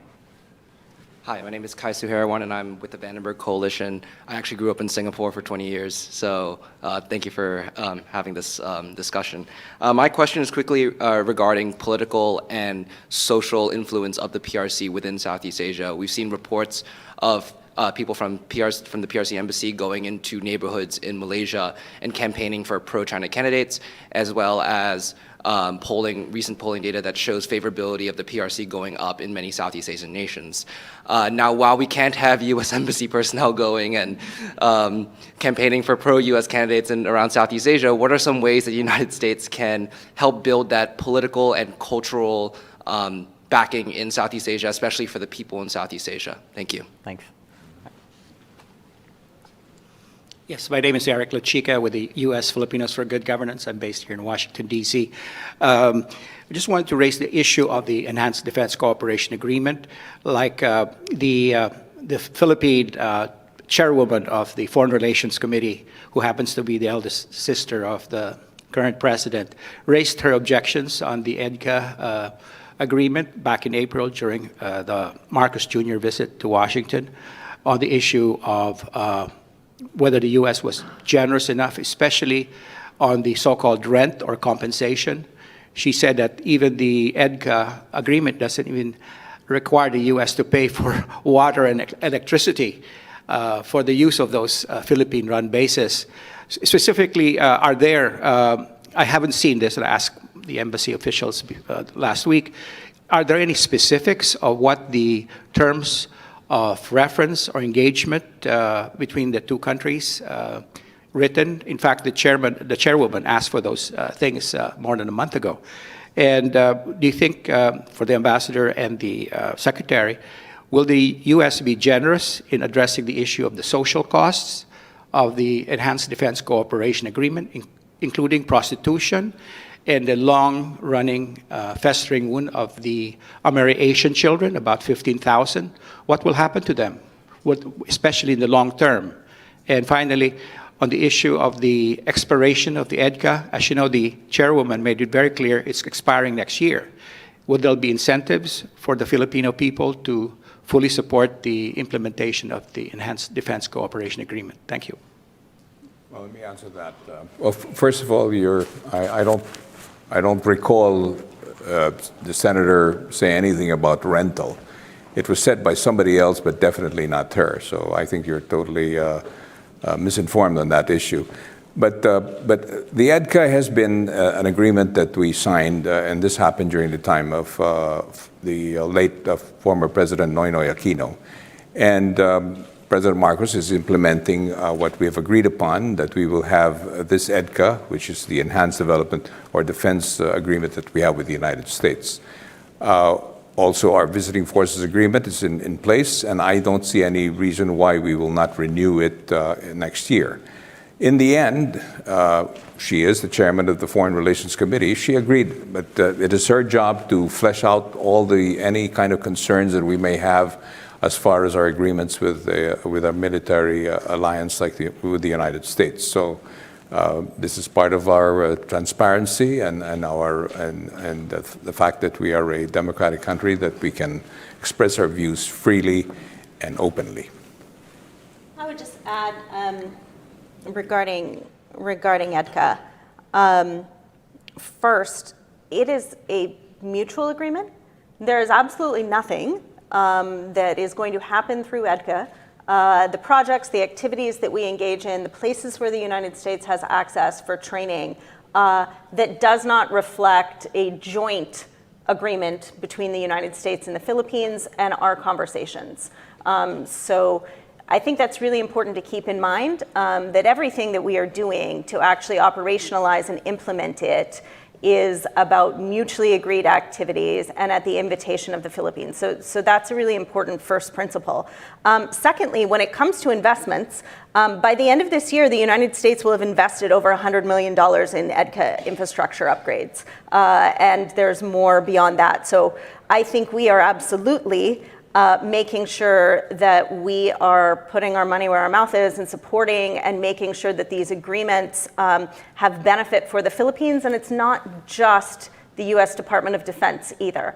We've been working very closely with our colleagues at the State Department and USAID about ways that more broadly the U.S. government as a whole thinks about investments, development, engagement in EDCA communities, so that our overall U.S. presence is of benefit to everyone. Just very briefly on that question of how to handle foreign information operations, and especially related to elections. I think here, the best answer is transparency. It is hard to have transparency on what's going on, but I think we've seen that it is possible to do some transparency efforts where you actually can make clear what's happening both on the ground but in cyberspace. And I used to be part of a group called the Alliance for Securing Democracy that did this over at the German Marshall Fund.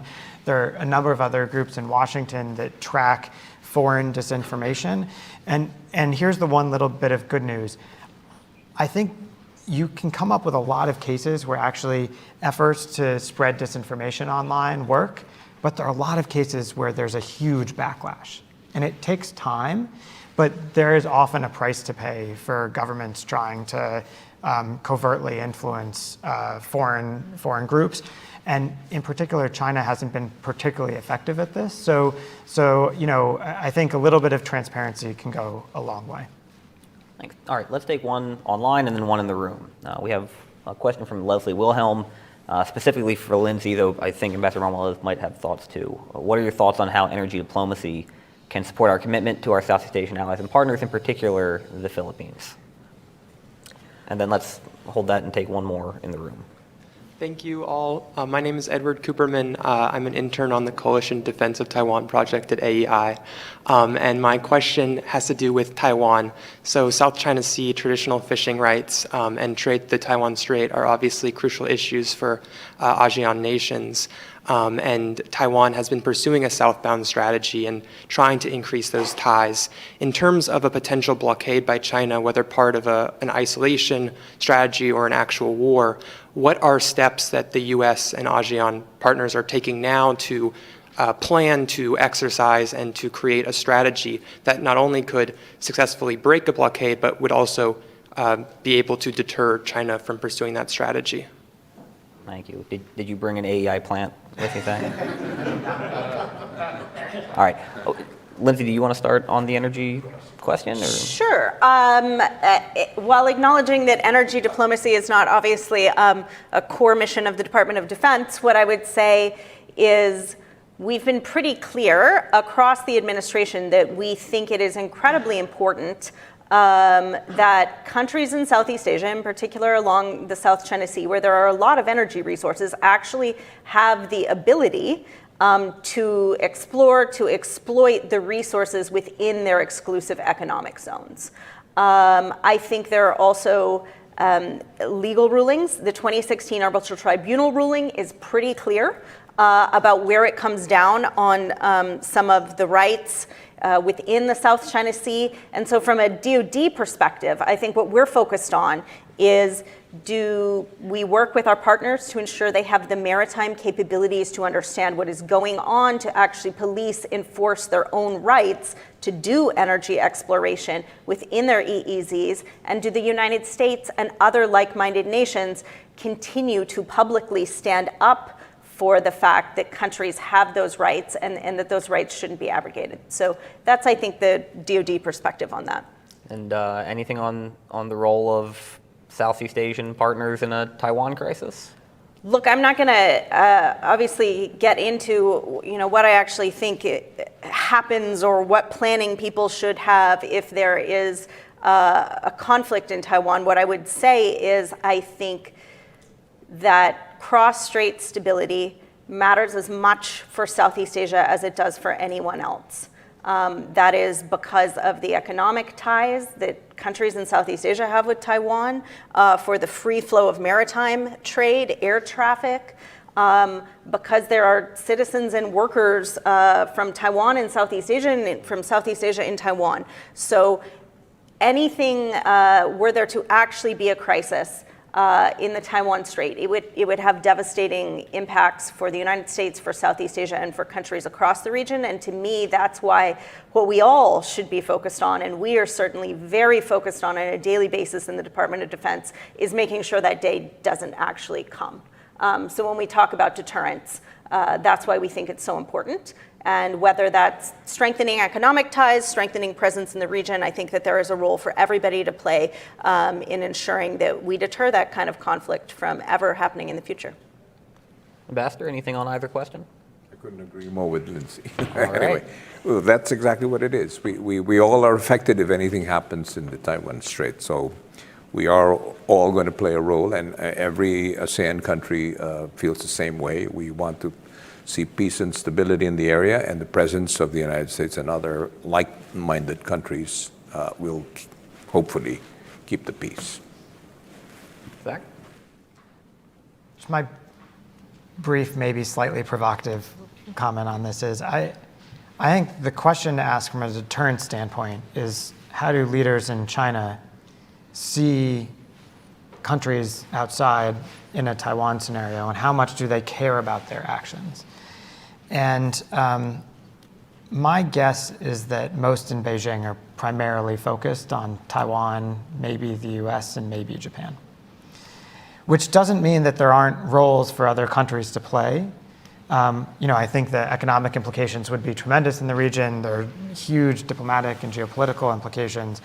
But I think part of the hard thing for Washington is that if what we're really focused on is deterrence, it does begin with Taiwan doing what it needs to do, and then with the United States and particularly Japan doing what they need to do to be clear about our deterrent posture. And in my view, anything else is extremely valuable, but maybe isn't something I would currently price into the deterrence equation. Okay. And this is going to be our last two questions, please. Thank you, everyone, for your time. This is specifically a question for Ambassador Romualdez. Maraming salamat po para sa iyong oras. But my question is, the Philippines finds itself in a unique position to facilitate relationships with both China and the United States. However, the expansion of U.S. access to Filipino military bases and U.S. investment in Filipino nuclear energy indicates a definitive shift towards the United States.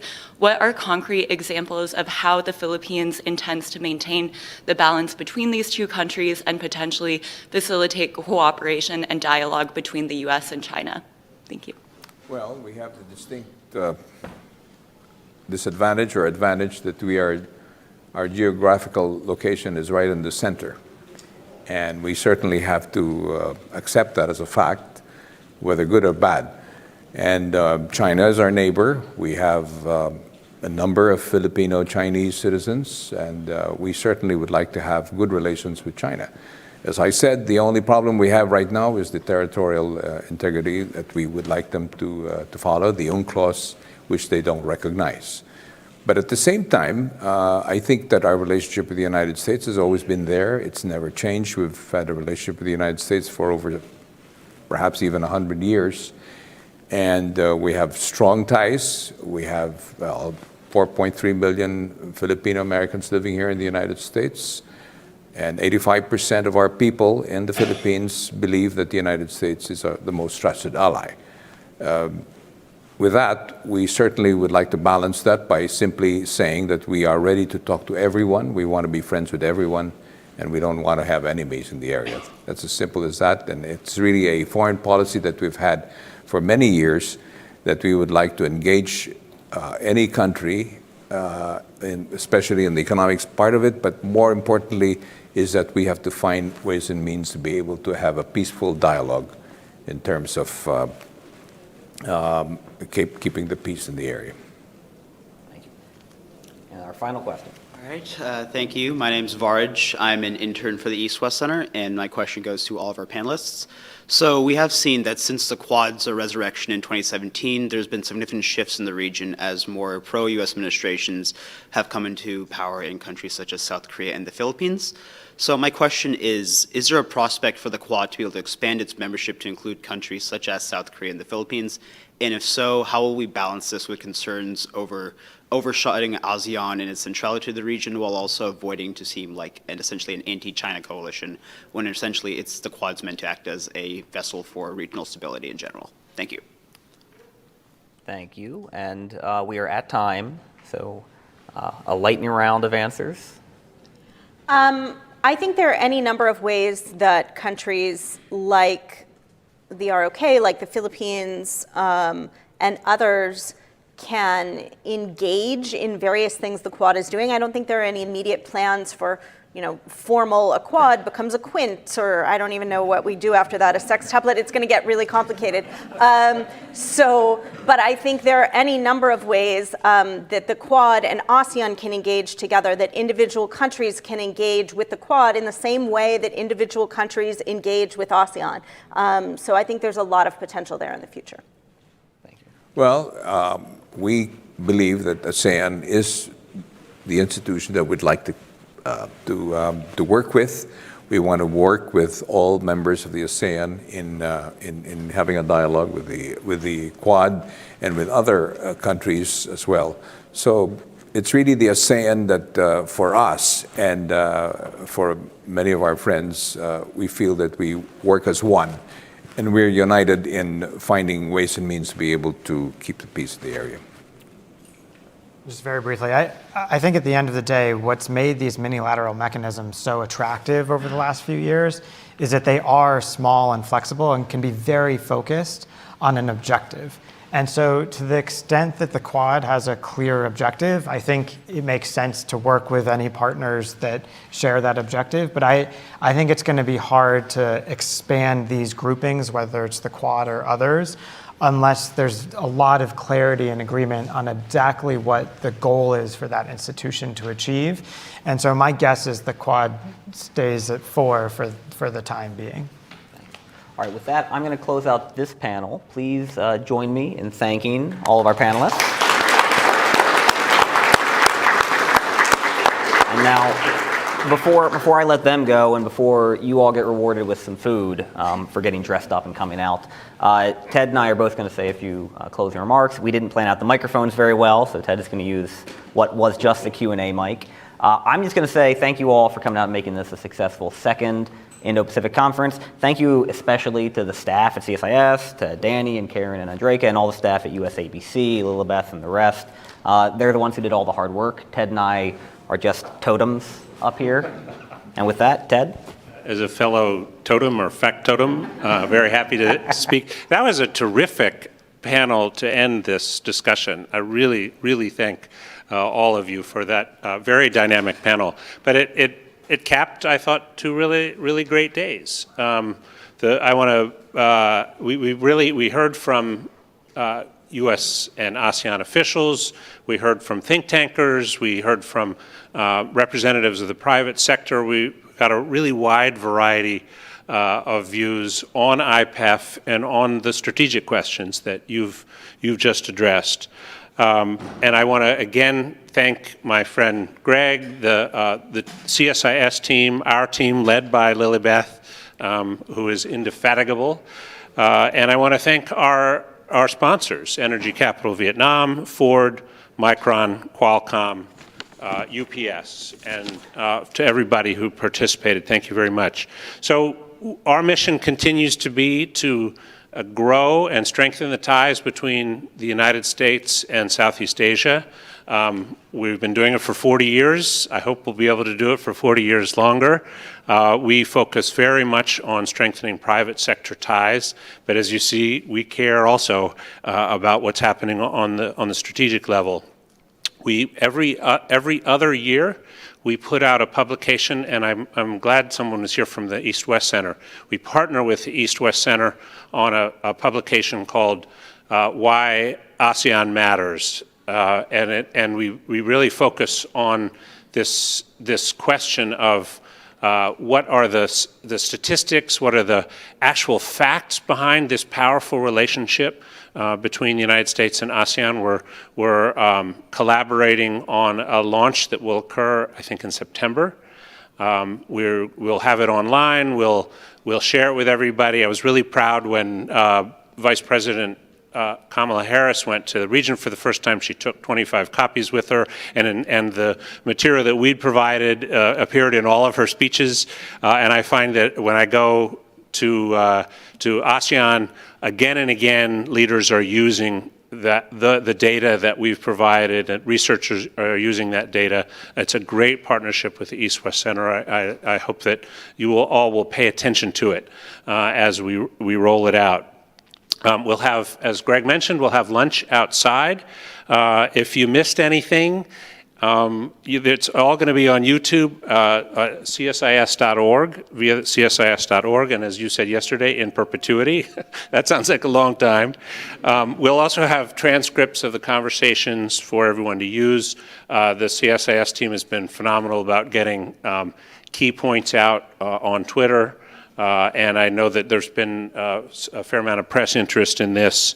I hope this conference inspires you to continue the dialogue that goes on with our ASEAN partners, and look forward to seeing you again at our next event. Thank you, everybody.